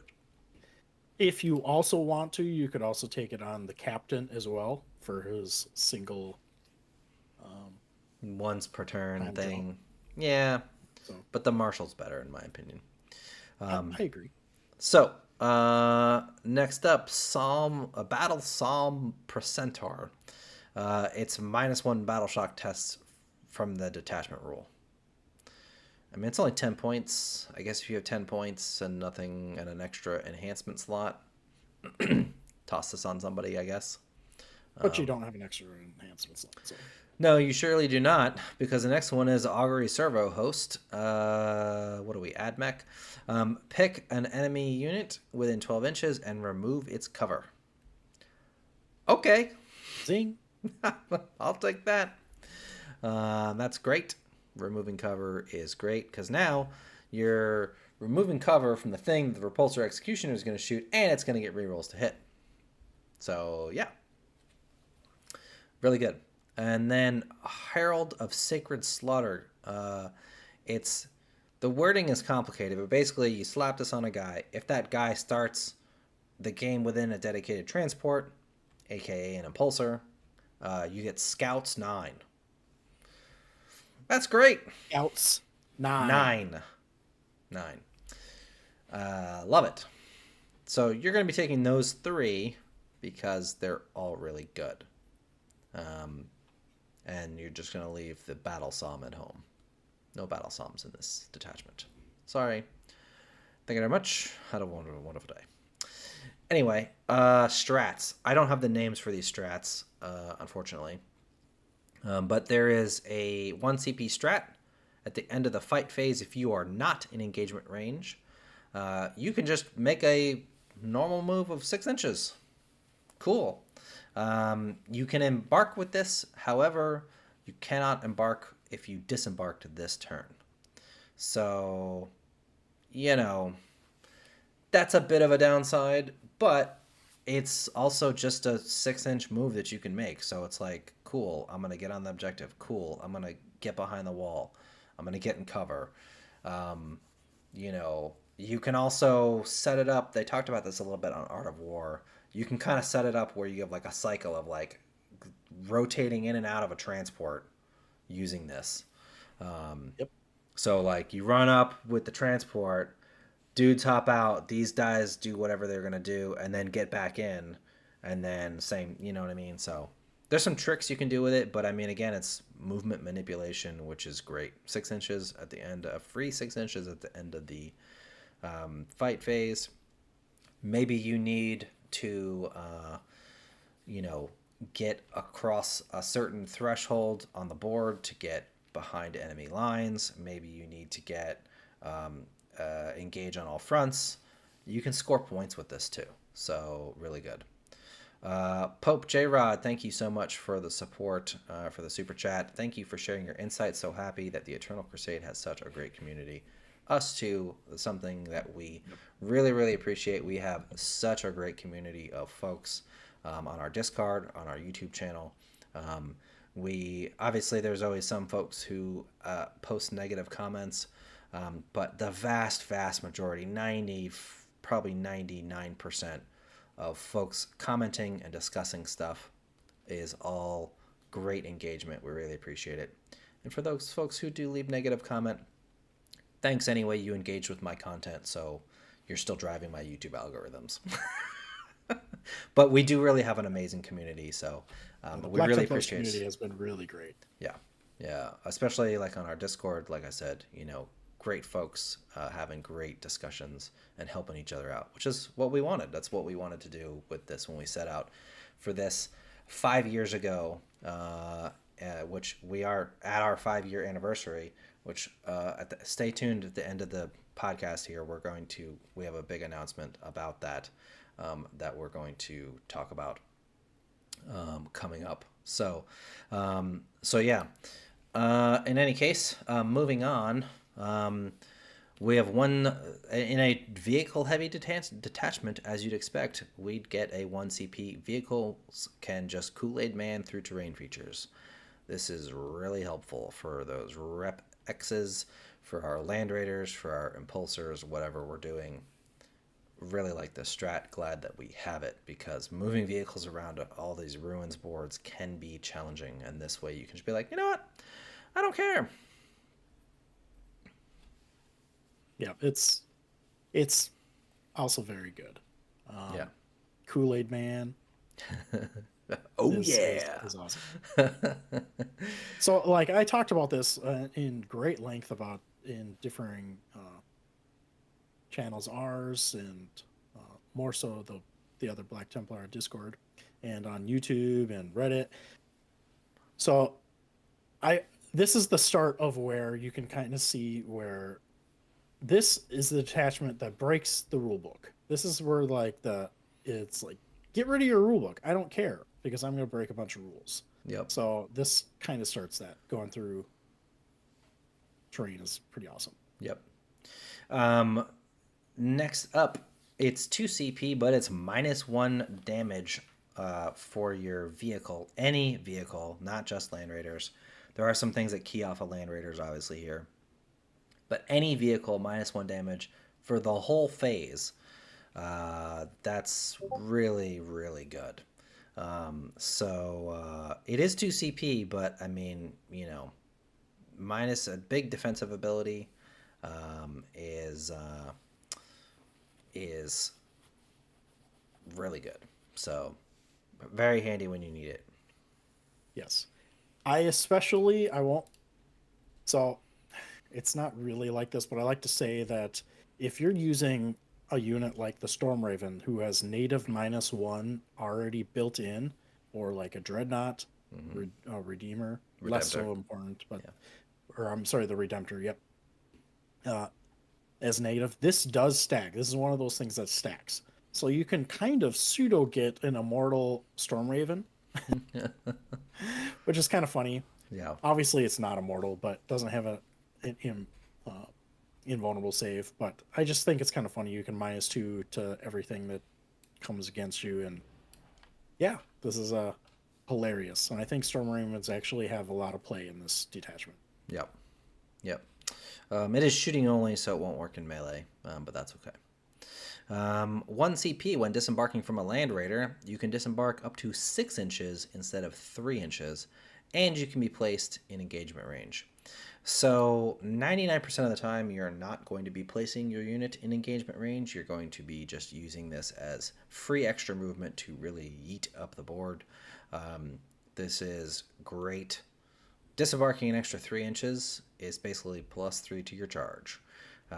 So really good ability there. The only time that you will want to be placed into combat is if it's maybe some really squishy shooting unit that just is no threat to you at all, or you have a Judiciar. So like if you have a Judiciar with a Blade Guard, you can disembark them into combat, avoid Overwatch, and then you'll get to fight first anyway. So those are really the only times you're going to do that. Do not try to disembark into something that is equally deadly. You want to charge them. Yes. So, but still really good. Unless you have fights first.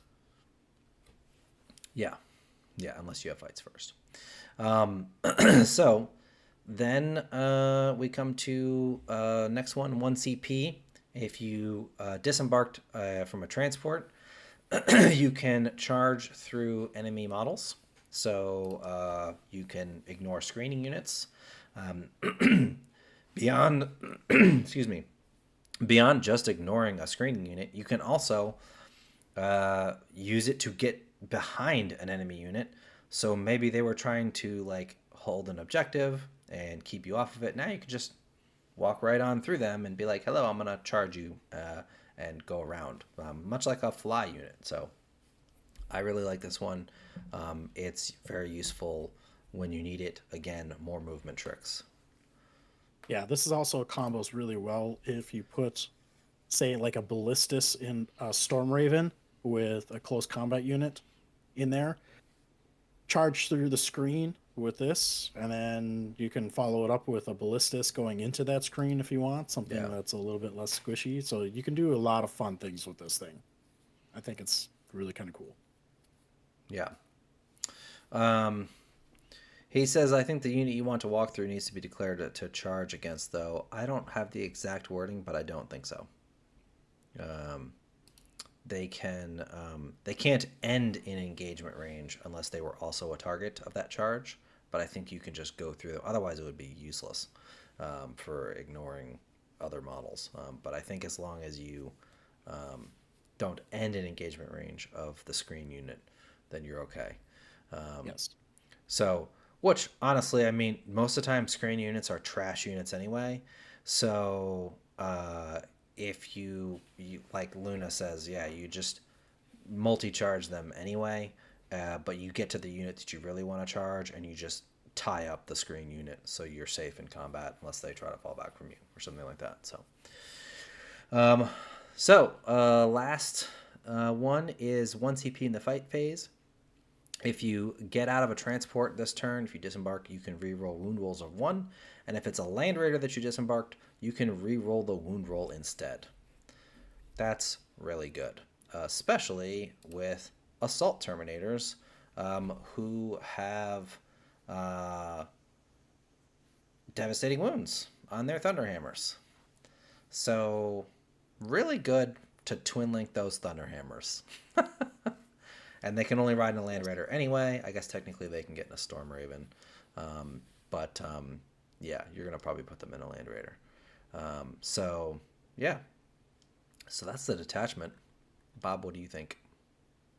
Okay, so this detachment has a lot of flavor, Yeah, I like it a lot. This is I the do too. one that my heart says I want to play, just because it plays a lot like the Drukhari Sky Splinter list, which I'm very familiar with.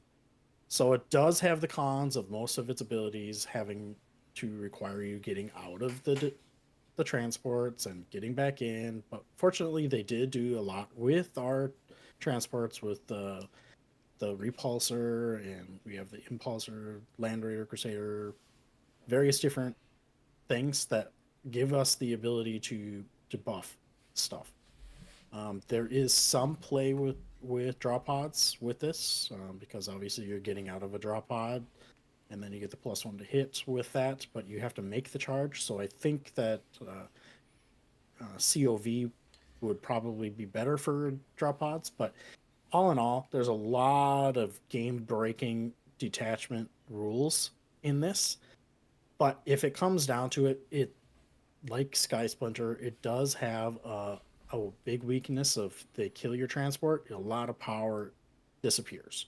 So it's very alpha strikey in the fact that once you are out of that transport, you're probably not going to get another whack at it.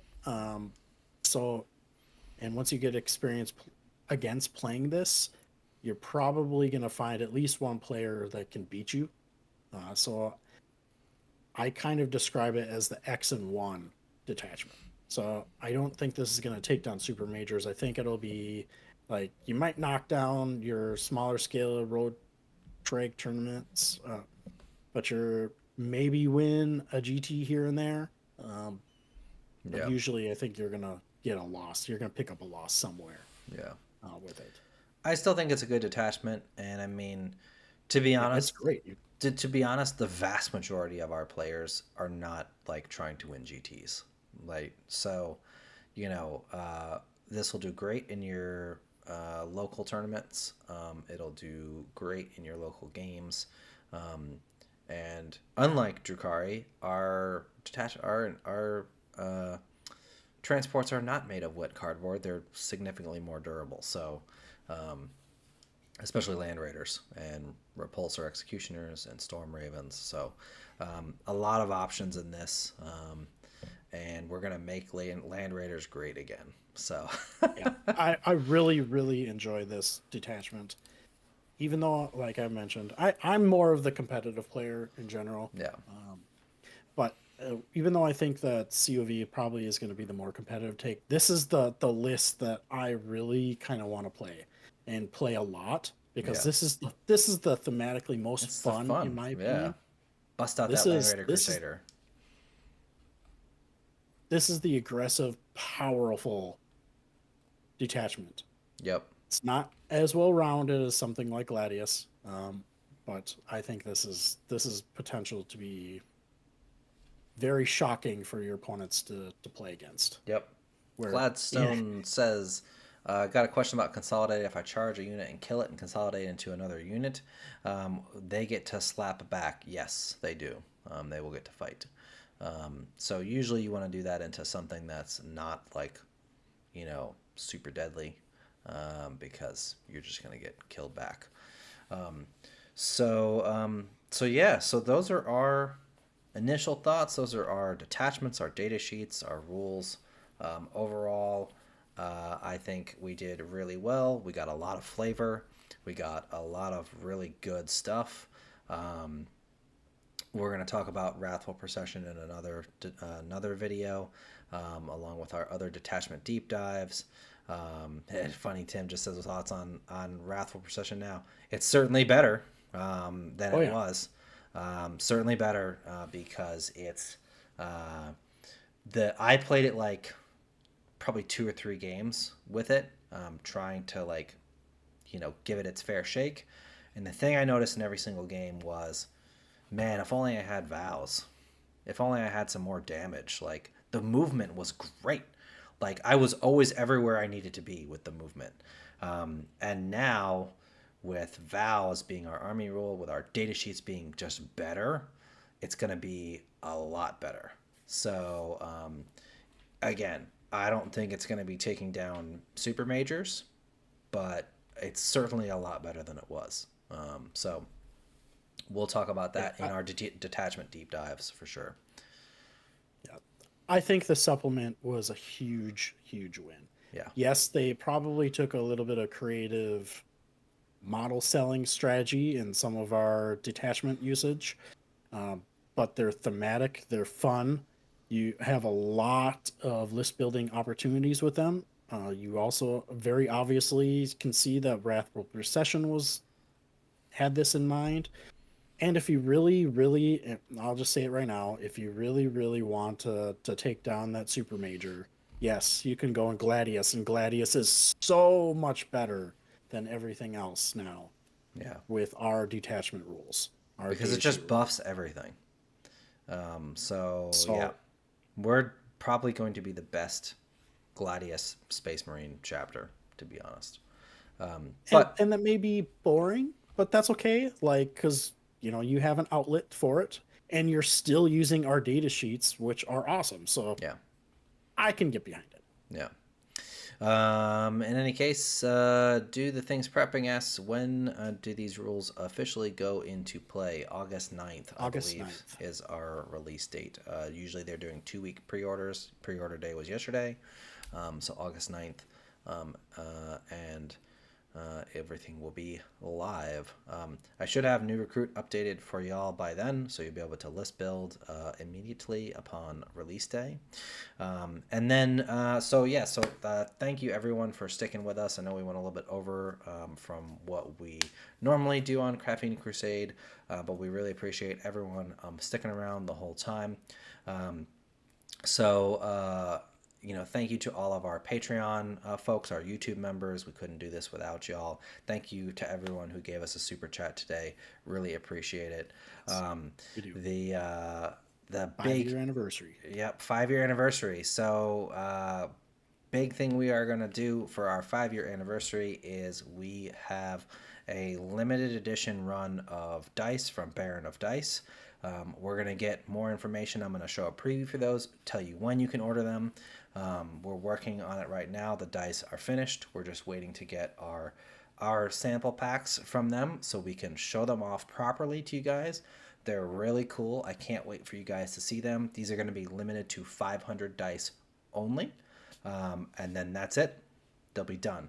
So special limited edition Black Templar Implausible Nature dice coming soon. So can't wait to show you guys. We will have, like I said, a video that will show them off and also let you know when and how you can order them. So And I just want to note on the Baron of Dice, we do have them as a sponsor, but what we make off of the dice sales is very minuscule. We do it for cool factor. Yeah. So I've seen that comment before. We make like next to nothing on the sales. Right. So when we do limited dice runs like this, it's because we want something cool out there. We want something cool. Exactly.